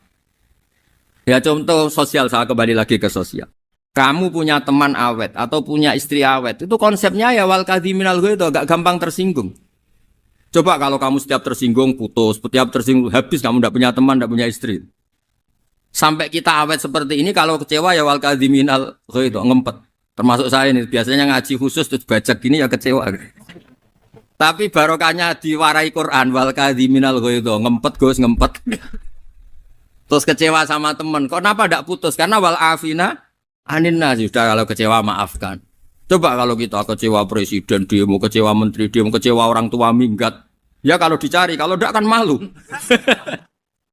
Saya itu punya teman tak tanya, kecewa besar sama bapak itu. Kenapa tidak minggat? Malu. Kenapa malu? Takut gak dicari.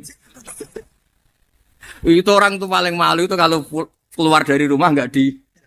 Saya punya teman lagi, saya ini takut mati. Kenapa? Takut istri saya tidak nangis. Itu kematian terburuk itu kalau mati tahu istrinya ada nangis, itu malu betul itu. Makanya jangan mati, pokoknya pastikan orang sekeliling ada nangis itu baru berani mati, kalau enggak jangan. Ya jadi mukjizatnya Nabi itu luar biasa. Nah ini terus saya teruskan ya, makanya mukjizat terbesarnya Nabi adalah Al-Quran. Karena Al-Quran itu cerita tentang hukum-hukum akal, cerita tentang logika-logika peradaban. Misalnya logika peradaban, contoh paling gampang. Di Quran itu ada sekian ayat yang Allah cerita peradaban. Misalnya wa ahsinu innallaha yuhibbul muhsinin. Itu dikutip, terus kemudian disimpulkan dalam peradaban. Kata Sayyidina Ali karramallahu wajhah, ngendikannya gampang. Ahsin man syi'ta takun amirah. Kamu berbuat baik saja sama seseorang, maka otomatis kamu akan jadi pemimpinnya. Ada orang nggak tamat SD, nggak tamat papa, gobloknya minta ampun. Tapi karena gaji seorang pakar, kamu tak gaji 1 bulan 1 miliar, perusahaan saya jadikan besar. Itu dikongkan ngalor ngidul ya nurut. Hanya karena dia ihsan. Terus wastaghni amman syi'ta takun nadhira. Saya ulang lagi. Wastaghni amman syi'ta takun nadhira. Dan kamu jangan butuh orang lain, siapapun dia, maka kamu akan setara. Misalnya ada menteri orang antri mau salim, tapi kamu tidak butuh, kan tenang saja. Tapi kalau kamu butuh, habis kamu. Iya kan? Kamu tidak butuh seseorang, maka kamu posisinya akan setara. Kamu harus sopan karena punya utang jasa. Kalau nggak punya apa-apa kan setara. Iya enggak? Misalnya kamu jajar rektor atau jajar menteri, jajar apa saja. Kalau kamu tidak punya utang kan, kamu jajar menteri tidak punya utang. Sama jajar satpam tapi punya utang, takut mana?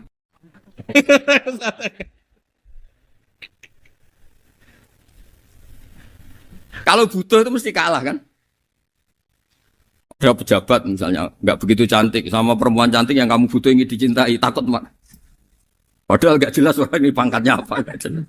Jadi dalam hukum sosial itu kata Sayyidina Ali wastaghni amman syi'ta takun nadhira. Kamu jangan butuh seseorang maka kamu akan setara. Terus yang terakhir wahtas ila man syi'ta takun asira. Asira pakai sin. Dan silahkan butuh seseorang maka kamu akan jadi budak dia. Ya coba misalnya Anda seorang profesor, seorang alim, seorang kiai top. Misalnya mencintai janda di ujung kampung sana, jalan kaki 2 kilo. Padahal itu gak tamat SD, tapi gara-gara seneng. Kacau kan? Logika kepangkatan hilang semua kan? Jadi itu hukum peradaban. Itu mewakili isi-isi sosial yang diterangkan Quran. Ya, jadi paketnya 3 tadi ya. Ahsin man syi'ta takun amirah. Kamu berbuat baik sama seseorang maka kamu bisa memimpin. Wastaghni amman syi'ta takun nadhira. Kamu jangan butuh seseorang maka kamu akan setara. Mbok kamu ketemu orang terkaya di dunia. Yo ketemu orang terkaya di dunia, kamu jejer, kamu tidak butuh dia. Tenang kan bisa setara kan? Tapi kalau butuh harus sopan, ngajukan proposal, harus berakhlak karimah. Makanya sekarang Anda kok berakhlak kenapa? Ternyata mau nyalek. Biasanya Anda berakhlak kok berakhlak. Ada apa ini? Makanya guyonan di Rembang itu Beb Husen itu. Kalau ada orang mendadak sopan sama temannya, temannya curiga. Kok tumben sopan? Mau utang ya? Dan zaman akhir itu kaji.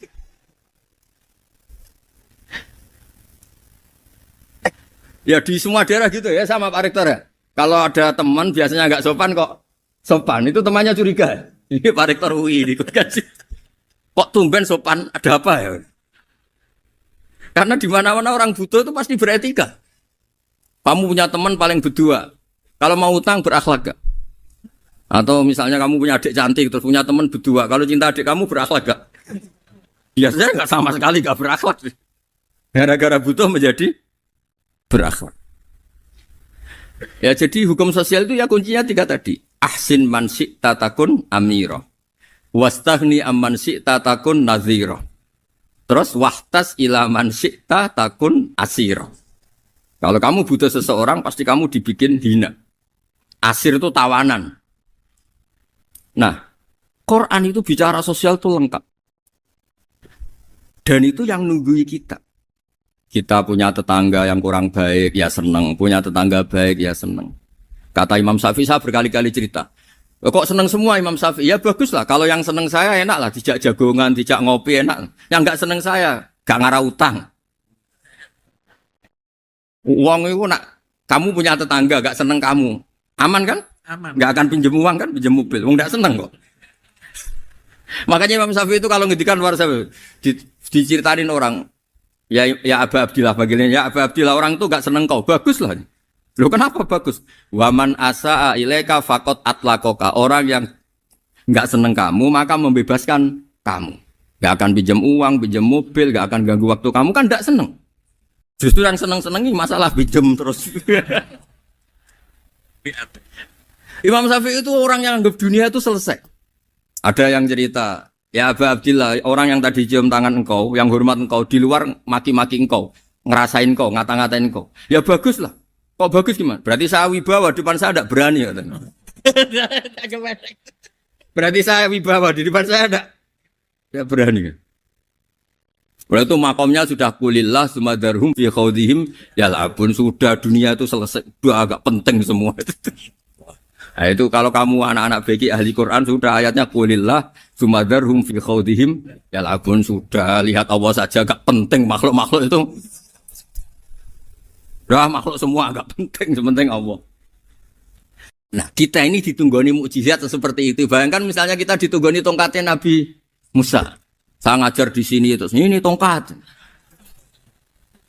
Terus nanti yang tanya, Gus itu kayu apa Gus? Nanti yang kolektor tanya itu harganya berapa Gus? Teruwet apa? Terus yang ahli suudon itu asli gak Gus? Wah. Yang ahli suudon kan mesti tanyanya gitu, itu asli enggak Gus? Repot-repot pokoknya. Tapi kalau Quran kan jelas. Jadi Allah ngendikan marojal bahro ini napa yal taqiyan. 2 mata air itu dipertemukan. Itu banyak muara sungai itu bermuara teng napa laut. Kados kali Kapuas, kali pundi-pundi ini sawangane bermuara teng laut. Yal taqiyan di sawangane ketemu. Tapi itu semua hanya firoil apa? Ini dalam pandangan Allah. Kulo nate banyak ngaji tenggene kitab-kitab karangan Imam Rozi. Imam Rozi itu ulama tafsir besar ingkang menjelaskan posisi Quran sebagai wahyu yang berkarakter bahasa. Jadi Quran ini wahyu, dia mesti bener. Tapi piye wae Quran itu bahasa. Niki rungaken ya. Jadi Quran piye wae napa? Bahasa. Jadi mungkin sampean gak kaget. Mungkin sampean gak kaget ngimane sampean ipan mokong, ora wati paham lah iman apa mokong. Tapi kok anak putune sampean kok iso janggal mbek Quran. Nak generasine kula jenengan ra iso jawab, kok anak putune jenengan wis ra iman mbek Quran. Iman raturan, jadi gak diilmiah. Contohnya ngeten ya.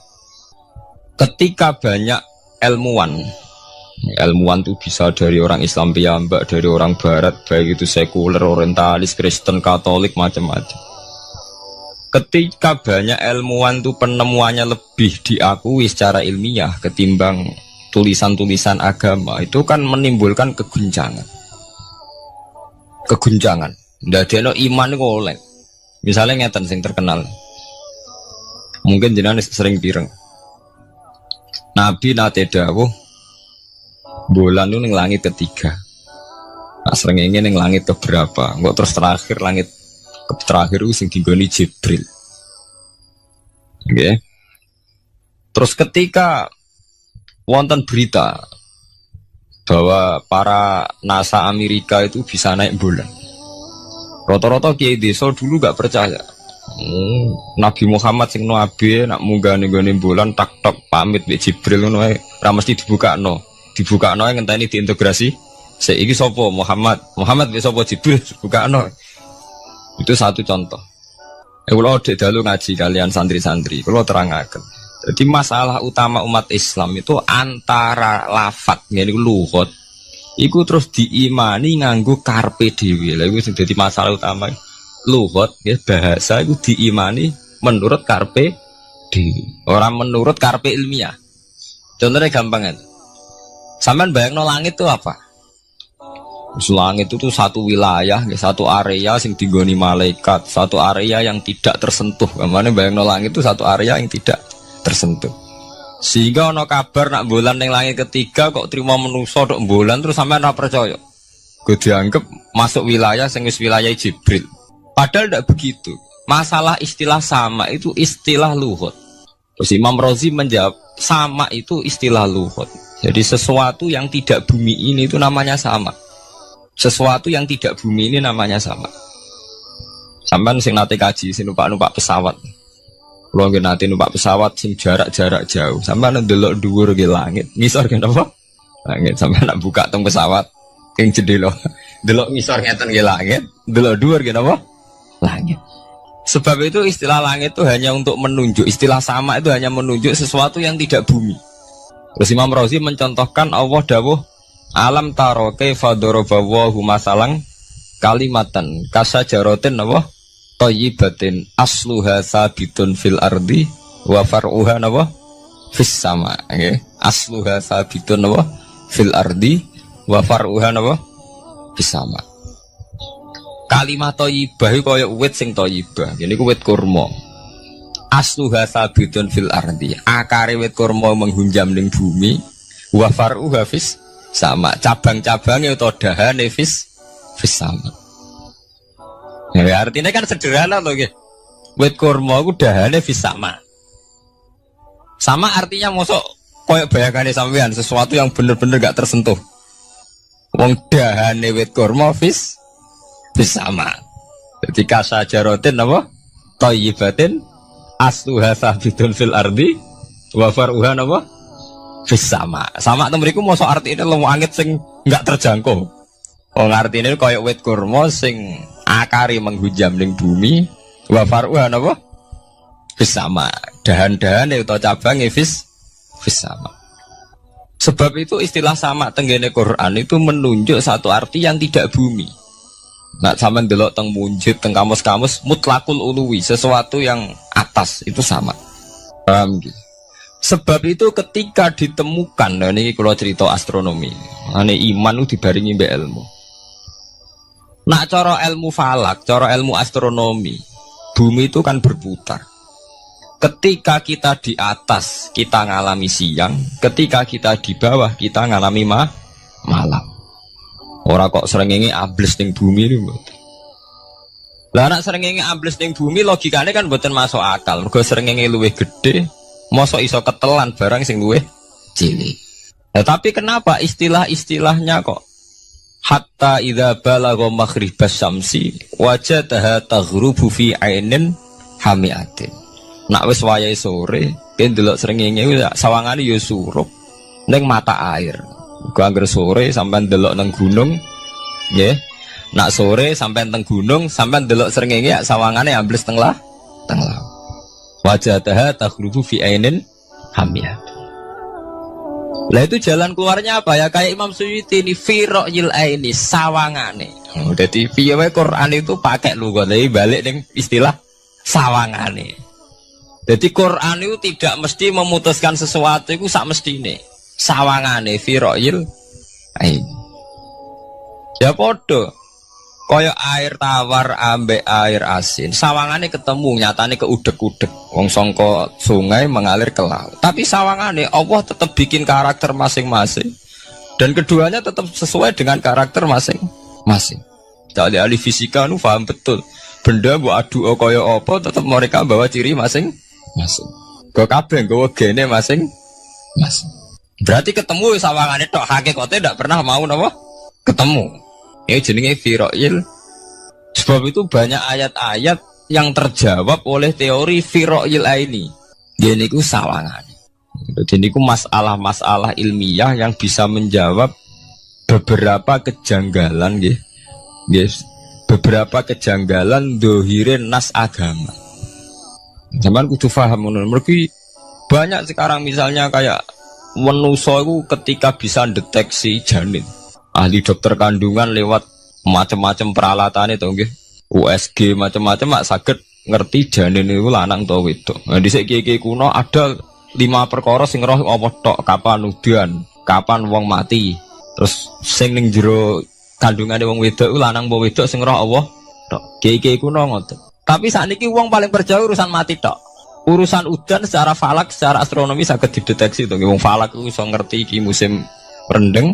Musim ketiga, pergerakan angin sampai ndelok ning perkaryaan cuaca ki rata-rata bener. Nggih mboten, musim angin, musim hujan, musim kering.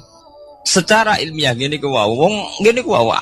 Setelah kita nentukan ora ana lanang wedok ning gone kandungan wedok manusa roh sing roh apa tok, sing mari keliru sampai nentokno lanang wedok. Wong apa mau dawuh wa ya'lamu ma fil arham. Hanya Allah yang tahu apa yang di rahim.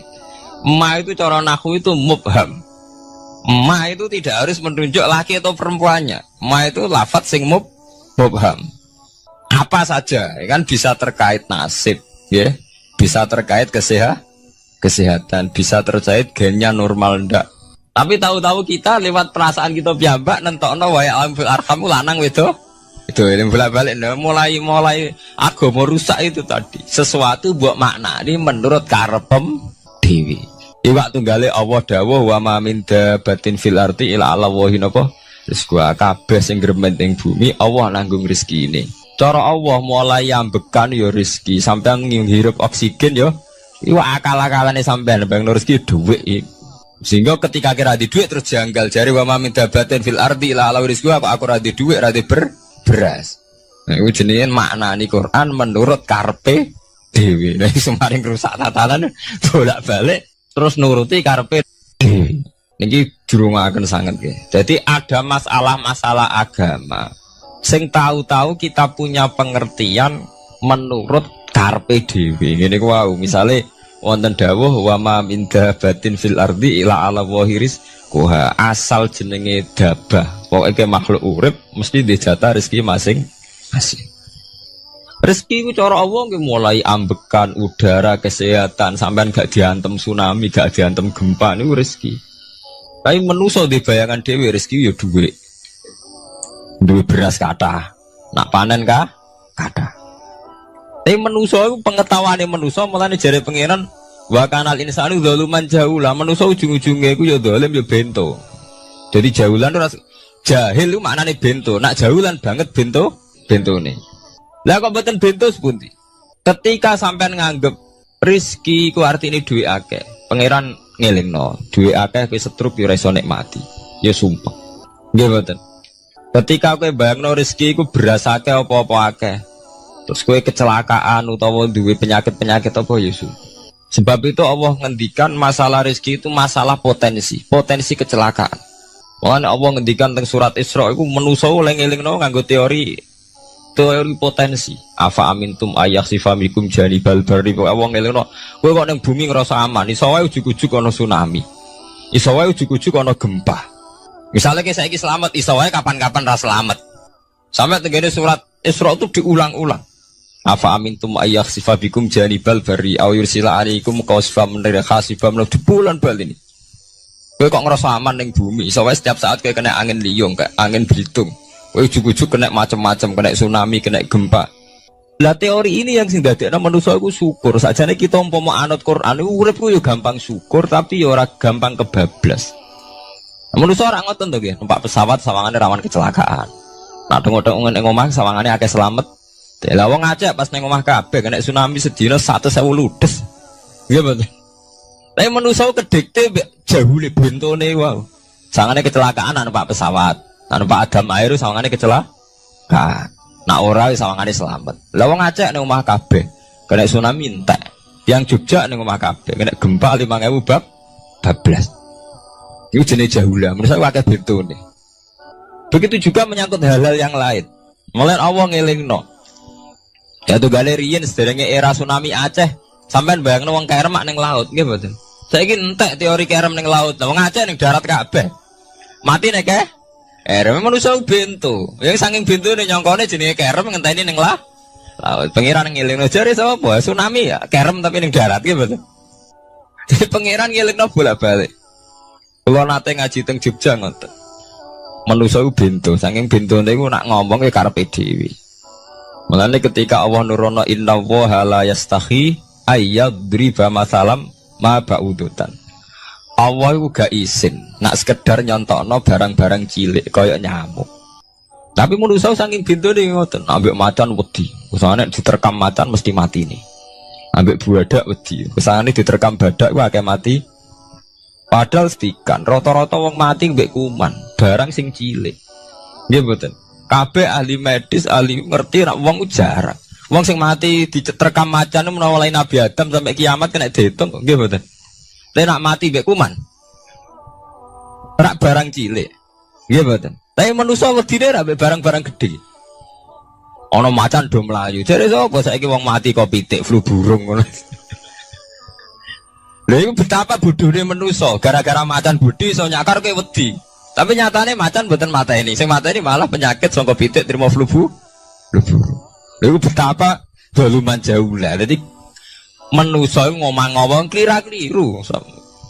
Mok sawangane tok. Blunder-blunder. Mulane pangeran nak nyipati manusa wis dolim bento. Maka al insanu zaluman apa? Jauh lah wis dolim napa? Bento. Menjenak dituruti ngoten klira-kliru.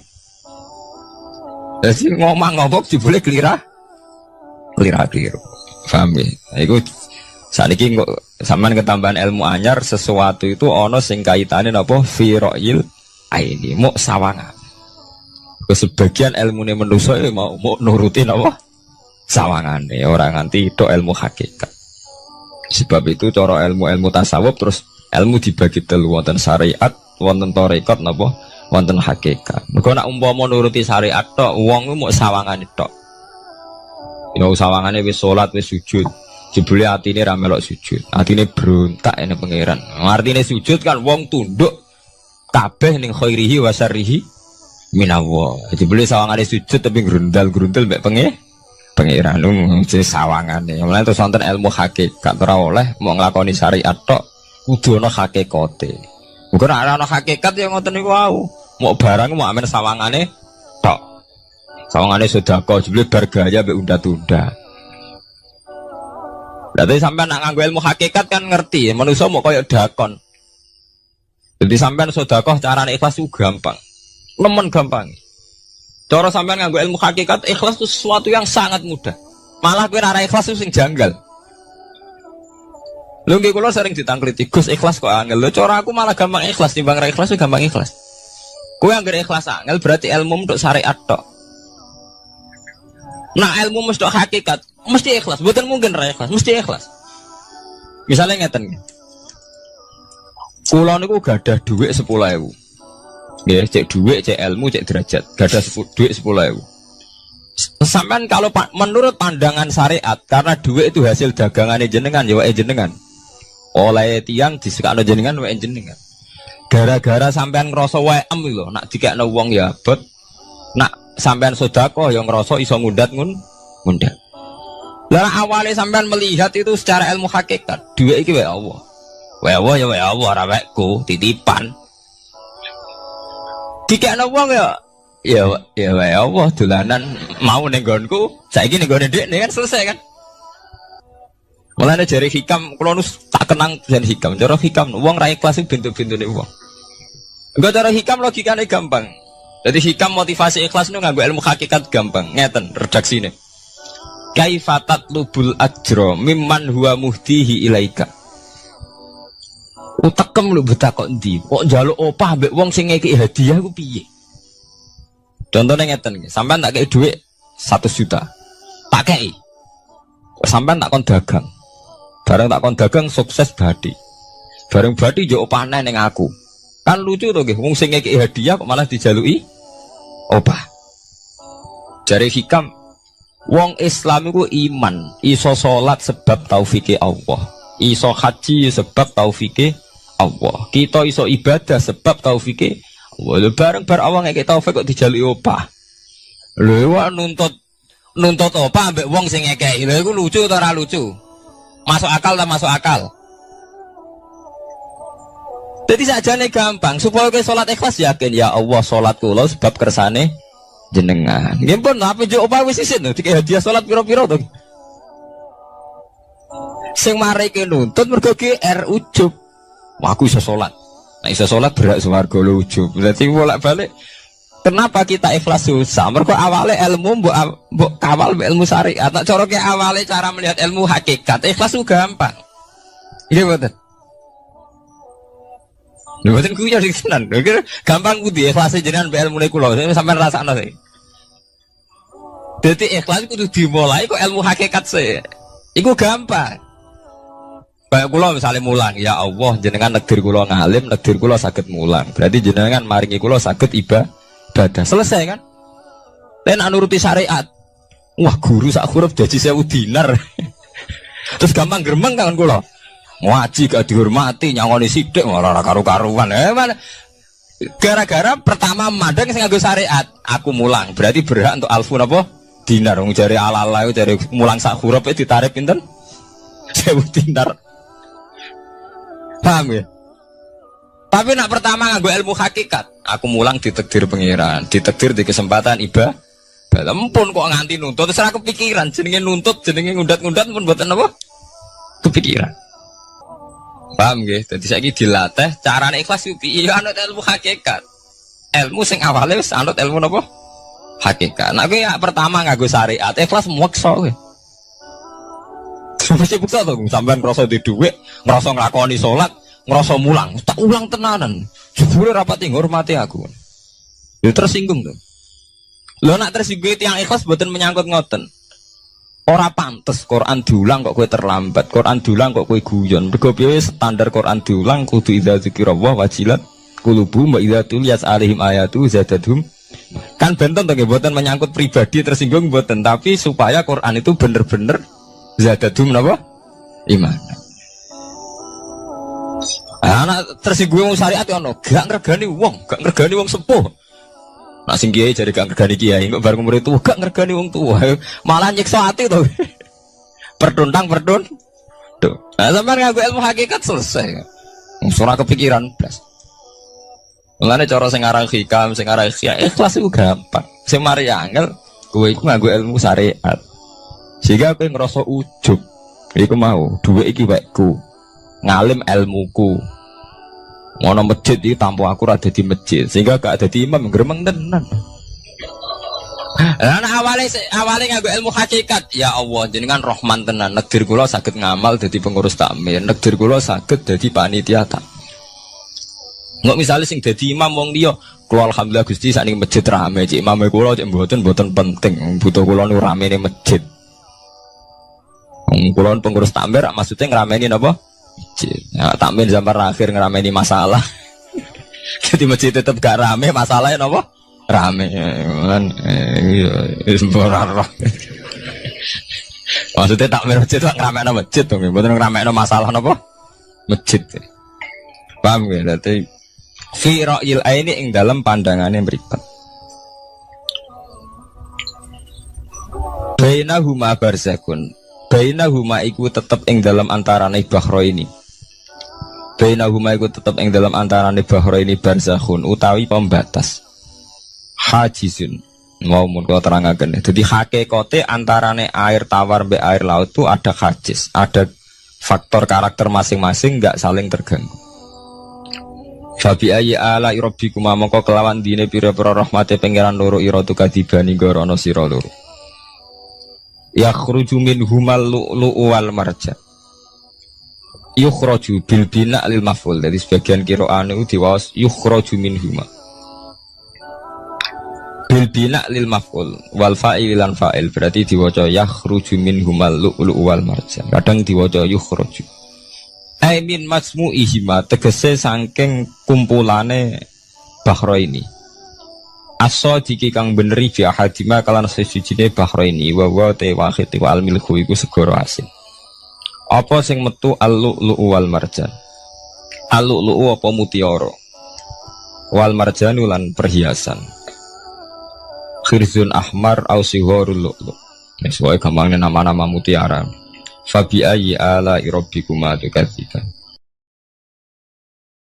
Nah, ini cobalah jadi etika kita, muhasabah kita. Jadi muhasabah itu cara berpikir kita set, kita pikir ulang. Ternyata semangatnya seorang nabi itu wastaghfir lidzambika walil mu'minun. Semangatnya itu memintakan ampun. Orang ahli tafsir tahu semua kalau nabi itu tidak mungkin dosa. Jadi itu khitabun nabi wa urida bihi ummatu, itu khitab nabi, tapi yang dimaksud itu umatnya, karena nabi tidak akan mengalami dzambun, tidak akan mengalami dosa. Sekarang enggak, kadang-kadang kita ini kalau orang lain salah itu semangat. Kalau di perusahaan ada teman salah, apalagi miran salah itu seneng. Barokahnya salah bisa ganti kan gitu. Mungkin di dunia tokoh juga gitu, barokahnya ada tokoh salah, kita yang jadi populer sendiri. Tidak boleh seperti itu. Kita harus salimus sodri di jami'il muslimin. Jadi ini harus dilatih. Saya tadi matur sama Habib Ahmad, latihan kita jadi hidup. Nabi itu kalau resep jadi wali itu kata Nabi gampang. Kata Nabi, kalau kamu ingin disenangin Allah, ya sudah. Kalau kamu asbahta wa amseta gini-gini, perasaan kamu, kata Nabi, jangan punya perasaan ghil sama orang muslimin. Itu sudah wadzalika min sunnati. Makanya Nabi ngendikan la yablughni ahadun an ahadin syai'an. Ada yang baca la yuballighni ahadun an ahadin syai'an. Seseorang jangan melaporkan ke saya tentang salahnya yang lain. Fa inni akhruju ilaikum wa ana salimus sadri. Karena saya ingin ketemu sampean semua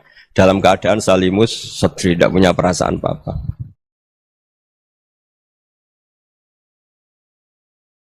Dalam konteks Indonesia, muhasabah itu sudah jadi perilaku ya. Karena dulu orang tua saya, guru-guru saya kalau ngandani itu, bayangkan kalau kamu jadi dia. Jadi misalnya kita mentang-mentang atasan, otoriter sama bawahan. Bayangkan kalau kamu jadi yang bawahan itu kayak apa? Laukun tamakanah, kalau orang Arab bilang, bayangkan kalau kamu di posisi dia. Makanya guyonannya orang-orang Indonesia itu kan orang ngaramkan judi gitu, bareng dikasih tahu. Tapi yang menang anak jenengan, alhamdulillah. Ternyata ngaramkan itu karena ada anaknya. Kalau anaknya yang menang ya seneng. Meskipun itu guyonan, tapi saya punya padanan itu dalam kitab Hikam. Nabi Ibrahim itu Khalilur Rahman, tentu bencinya minta ampun sama yang namanya maksiat. Suatu saat beliau diterbangkan di alam malakut. Itu kalau di Hikam saya halaman 15 juga. Saya masih ingat betul. Mungkin kalau Anda beda halaman karena beda cetakan. Atau enggak punya kitabnya. Atau punya tapi tidak bisa baca. Nah itu jadi berbagai kemungkinan. Atau punya tidak bisa baca tapi dianggap jimat. Atau digo pencitraan. Banyak itu kaji-kaji tidak bisa baca kitab tapi di ruang tamunya kitabnya besar-besar. Pencitraan itu. Tapi ya bagus lah, nggak apa-apa untuk syiar. Setelah diterbangkan di alam malakut, diperlihatkan sama Allah. Ada orang pezina, ada orang syaribul khomri, ada orang mabuk, ada orang macam-macam. Allah tanya sama Nabi Ibrahim, bagaimana pendapat kamu Ibrahim tentang mereka yang maksiat? Kata Nabi Ibrahim, ya Allah habisi saja mereka. Mereka hidup di bumi engkau, makan rezeki engkau, kemudian mereka tidak taat sama engkau. Singkat cerita di fase itu, saya ulang lagi di fase itu, Allah nurutin. Sampai sekian peristiwa, mungkin 3 atau 4. Sudah, setelah sekian tahun Nabi Ibrahim lupa peristiwa itu, kemudian beliau diminta menyembelih anaknya. Ini versi kitab Hikam. Memang versinya banyak tentang kenapa Nabi Ibrahim disuruh menyembelih anaknya. Ketika mau menyembelih anaknya, Nabi Ibrahim ragu. Huwa samratu fuadi. Anak saya ini buah hati saya, kenapa engkau suruh menyembelih? Terus kata Allah, apa kamu tidak ingat ketika kamu saya angkat di alam malakut, kemudian kamu usul bunuh-bunuh, saya tidak mempertimbangkan usul Anda, tapi kenapa sekarang saya merintahkan kamu mikir gitu. Terus, ya karena ini anak saya ya Allah. Terus kata Allah, rumangsamu wong sing kon mateni gak gawean kau sing gawe kowe enak wae usul mateni. Jadi sebenarnya saya yang bikin kemudian Anda enak aja usul membunuh. Semenjak itu Nabi Ibrahim itu di eranya itu asfaqun nas, orang paling sayang sama manusia. Karena kadang kita keras itu ya kebetulan tuh udah anak kita, ada keluarga kita. Cara orang Jawa itu kan gitu ya, kalau ada perempuan terus macak yang macam-macam pakai sepeda motor cowok terus wah itu luput suwuk semoga-moga gini, tapi setelah dikasih tahu niku ponakane jenengan semoga-moga selamat. Jadi jangan-jangan kemarin ahli ma'asi itu kebetulan tuh tidak keluarga kita. Kalau keluarga kita yang pernah salah pada kita, semangat kita mintakan maaf. Jangan-jangan kita didikte hukum sosial gitu. Jadi orang yang salah kebetulan tuh orang yang menservis kita. Atau keluarga kita, atau orang dekat kita, jangan-jangan semangat kita mintakan ampun. Jadi kalau sama orang lain, kebetulan musuh kita semangatnya minta itu kena adab. Nah ini yang nggak boleh dalam Islam. Islam mengajarkan niru Rasulullah SAW, Nabi itu rahmatal lil alamin. Bahkan kemarin saya ngaji virtual sama beberapa habaib, ada Habib Ali Al-Jufri dari Mesir, ada Habib Alwi dari Kuitang, ada Habib Nabil Al-Musawa. Dari sekian habaib itu saya masih ingat diantaranya yang didawuhkan rahmatan lil alamin itu ketika Nabi adahu kaumuh, disakiti oleh kaumnya, dan itu mereka masih kafir semua. Itu mereka dapat doanya Nabi Allahumma hdi qaumi fa innahum la ya'lamun. Kayak apa baiknya Nabi, orang yang menyakiti, yang melukai, tapi Nabi masih berdoa Allahumma hdi qaumi fa innahum la ya'lamun. Sayyidina Umar dapat doanya Nabi itu yakhina kana kafiran, ketika masih kafir didoakan Allahumma aizzal Islam bi Umar.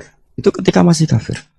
Itu pelajaran bagi kita bahwa yang sedang tidak cocok pun itu berdapat doa kita. Ya doa supaya kondisi kita baik, hari tambah baik. Karena agama ini saya berkali-kali bilang limangka nayarjuwa hawal yaumal akhir. Agama ini diperuntukkan bagi yang selalu punya harapan pada Allah Subhanahu wa taala. Saya cerita muhasabah ini tentang hubungan kita dengan Allah. Di Indonesia itu banyak orang fasik, banyak orang nakal. Ya di mana-mana orang nakal itu ya mayoritas, wa aksaruhum fasikun. Tapi berkahnya harapan.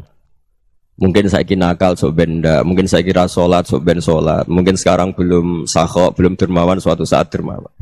Barokahnya itu kefasikan ini dianggap sementara. Sedang fasik, sedang tidak benar. Karena kiai-kiai kita, para guru-guru kita, para habaib utamanya itu mesti bilang semoga husnul khotimah. Nah barokahnya doa itu semoga husnul khotimah itu menjadikan satu pola sosial. Yang sedang fasik ini masih diharapkan jadi lebih baik, jadi lebih.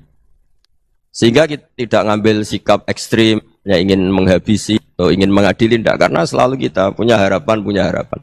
Dan agama ini limangka nerjuwa hawal yawm akhir. Bayangkan itu kalau yang nakal itu anak kamu.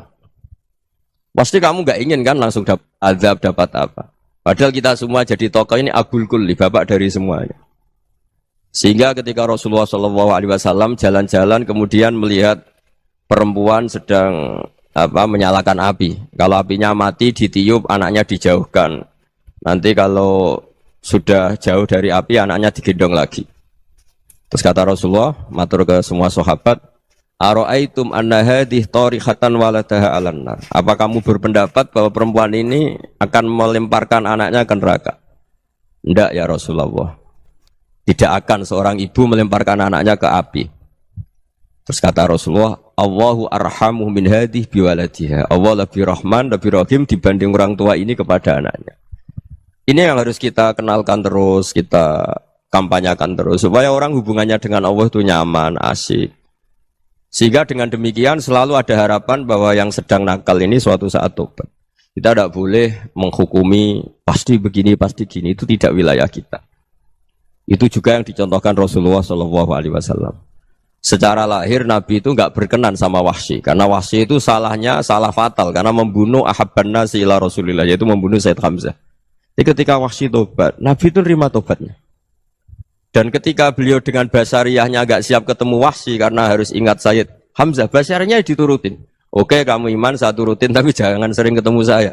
Karena kalau ketemu kamu, saya masih ingat sama paman saya, Sayyid Hamzah. Kita bisa ngelola seperti itu. Kita tidak cocok sama orang, bagaimanapun mereka umat Rasulullah SAW, kita tetap mencintai mereka. Misalnya kalau beda agama, mereka sama-sama orang Indonesia, kita mencintai mereka atas nama warga Indonesia. Tapi kalau misalnya potongannya ora cocok, beda kultur, bawaannya itu mangkel no cara Jawa, ya bisa diilmoni, jangan ketemu. Wong sudah tidak cocok, ingin ketemu nyari solusi. Roh ini tok seneng itu kan ya repot itu. Ya sudah kalau nggak pati cocok ya jangan sering ketemu. Dan itu kita bisa memanage seperti itu tuh bisa. Saya berkali-kali cerita tentang Imam Syafi'i. Kalau dikasih tahu ya Imam Aba Abdillah, panggilannya Imam Syafi'i, tetangga Anda ini ternyata banyak yang nggak senang Anda. Jawabnya beliau senang. Ya bagus kalau nggak senang saya, ndak utang saya katanya. Jadi gara-gara sampean seneng aku ngatur aku ini kan. Dan mungkin sampean ra seneng kan ya enak.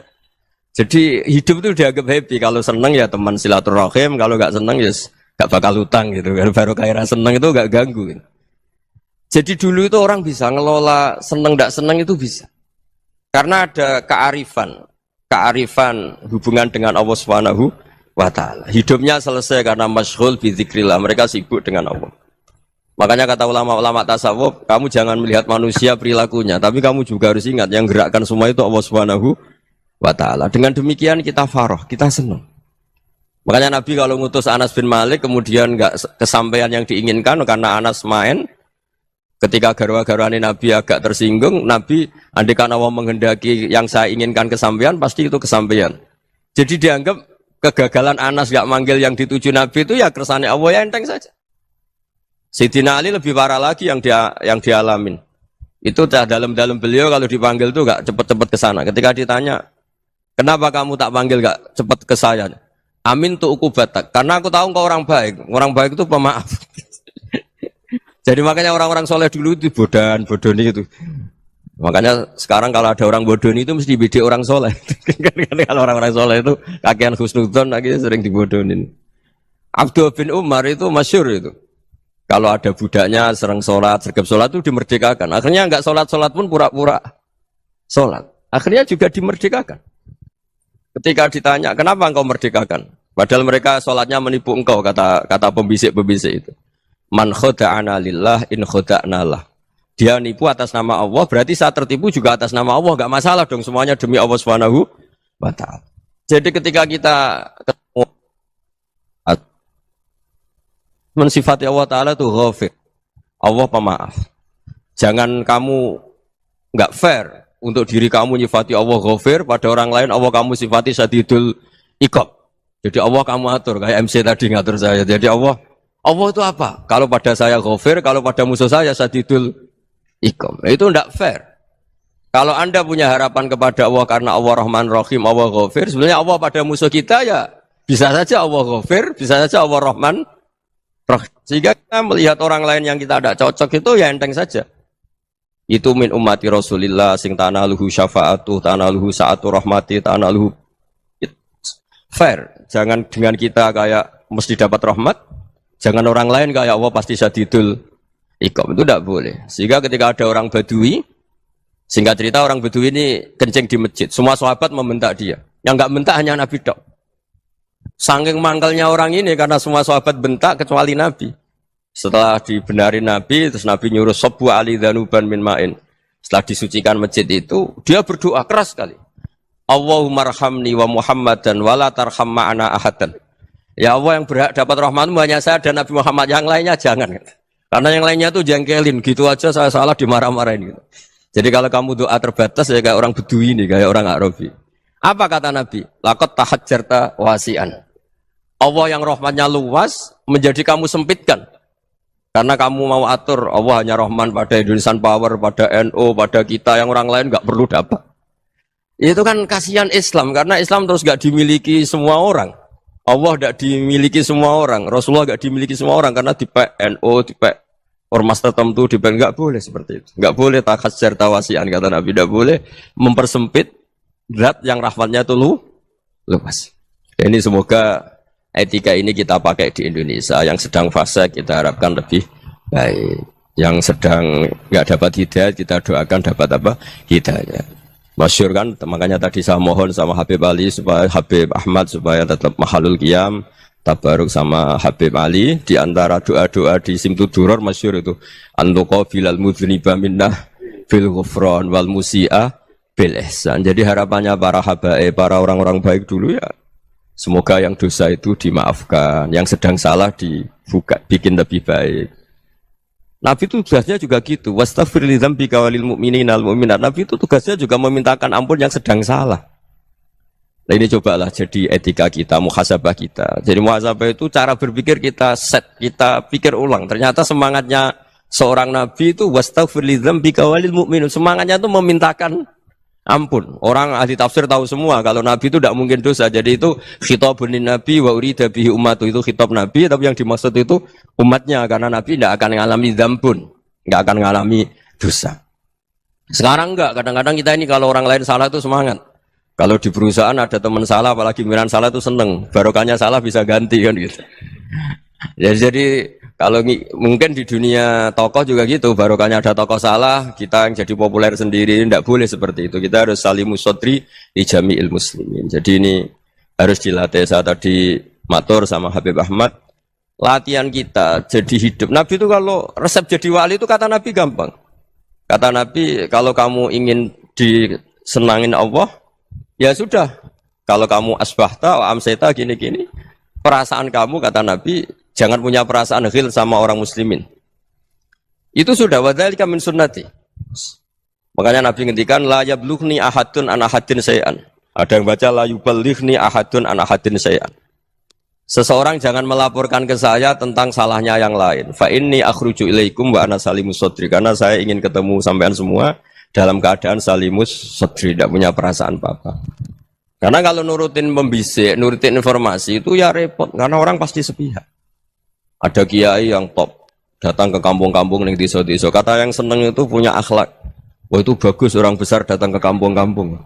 Kata yang nggak seneng, wah itu jobnya kiai kecil kok diambil, itu kan ya kasihan.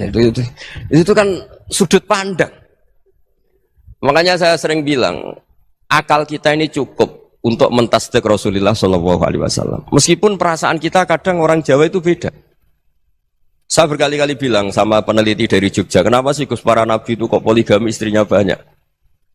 Nabi Dawud katanya itu berapa? Nabi Sulaiman malah jumlahnya agak terbatasin. Nabi Muhammad itu paling sedikit.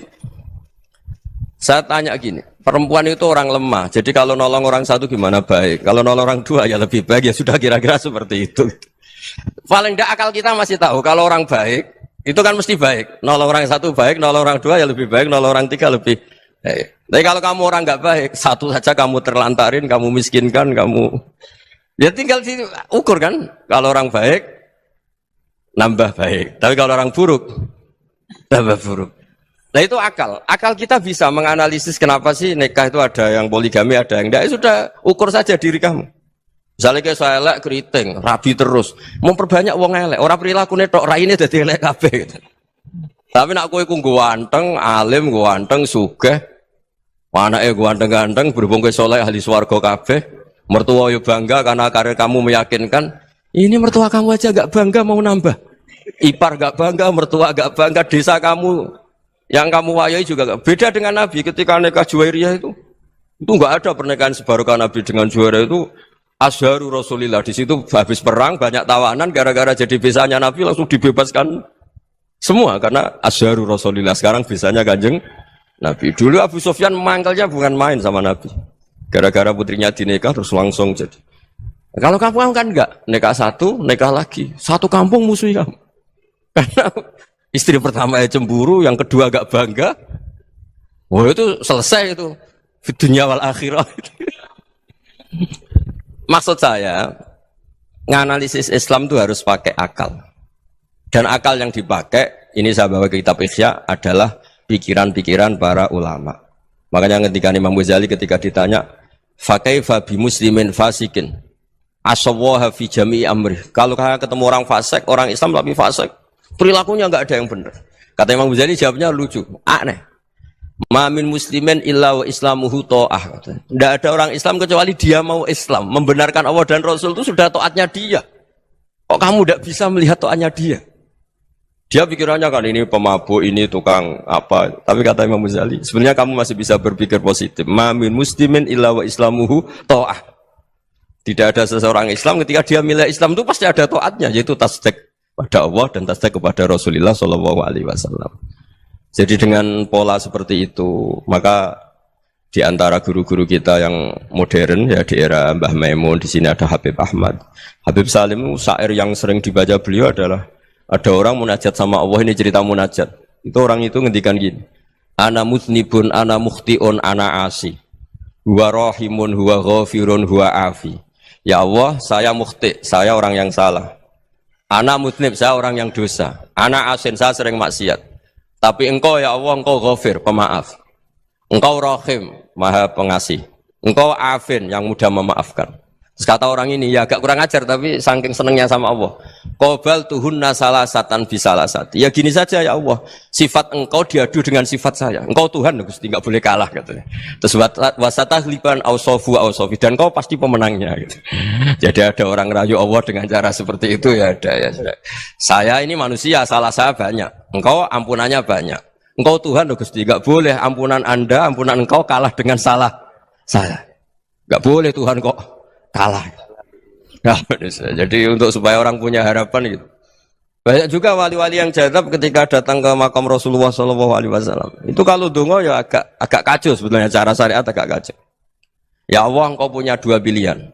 Jika engkau menjadikan saya soleh, surah habibu, yang senang kekasihmu, yaitu Rasulullah SAW. Tapi jika engkau menjadikan saya fasik, surah adubuk, yang senang itu setan. Monggo jenengan mau menyenangkan kekasih jenengan, mau menyenangkan musuh jenengan, monggo. Jenengan bebas kok memilih. Nah, mestinya Allah ya senang menyenangkan kekasihnya. Jadi ya, intinya Allah dipaksa untuk menjadikan dia orang soleh gitu.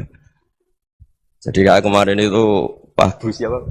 Kesini itu yang sama jenengan. Kuliah kesini itu sama Habib Ahmad. Saya pertama nggak mau, lama-lama Habib Ahmad. Ini gimana, Gus? Orang taunya saya dekat jenengan, kalau nggak kasih saya waduh. Ini kayak doanya wali yang tadi. Nggak punya pilihan, nggak ada pilihan ini.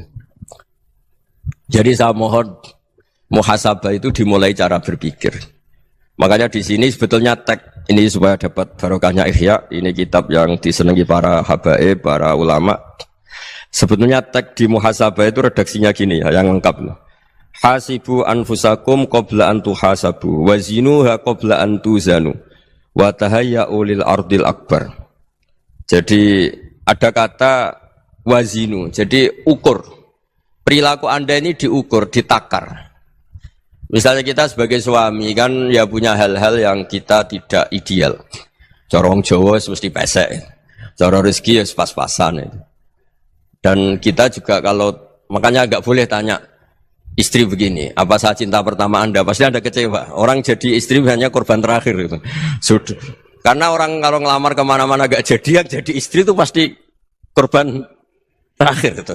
Jarang istri pilihan pertama, jarang. Ayo semua yang nikah. Rata-rata itu pilihan Anda pertama Pak, dari sekian ditolak di mana-mana terus. Ya perempuan terakhir. Kamu juga korban terakhir gitu. Itu wali-wali dulu kalau ngandani kita itu sederhana. Antal ini masyhur diceritakan Habib Zain bin Semit dalam kitab Al-Manhajus Sawi. Anta lam tajid min nafsika kullama turid. Fa kaifa turidu min ghairika kullama turid. Kamu yang ingin ideal saja, kamu tidak menemukan pada diri kamu untuk menjadi ideal. Kamu kan ingin ganteng, ingin punya uang banyak, ingin perilaku Anda sempurna. Anda saja yang punya keinginan tidak bisa mewujudkan keinginan Anda sendiri.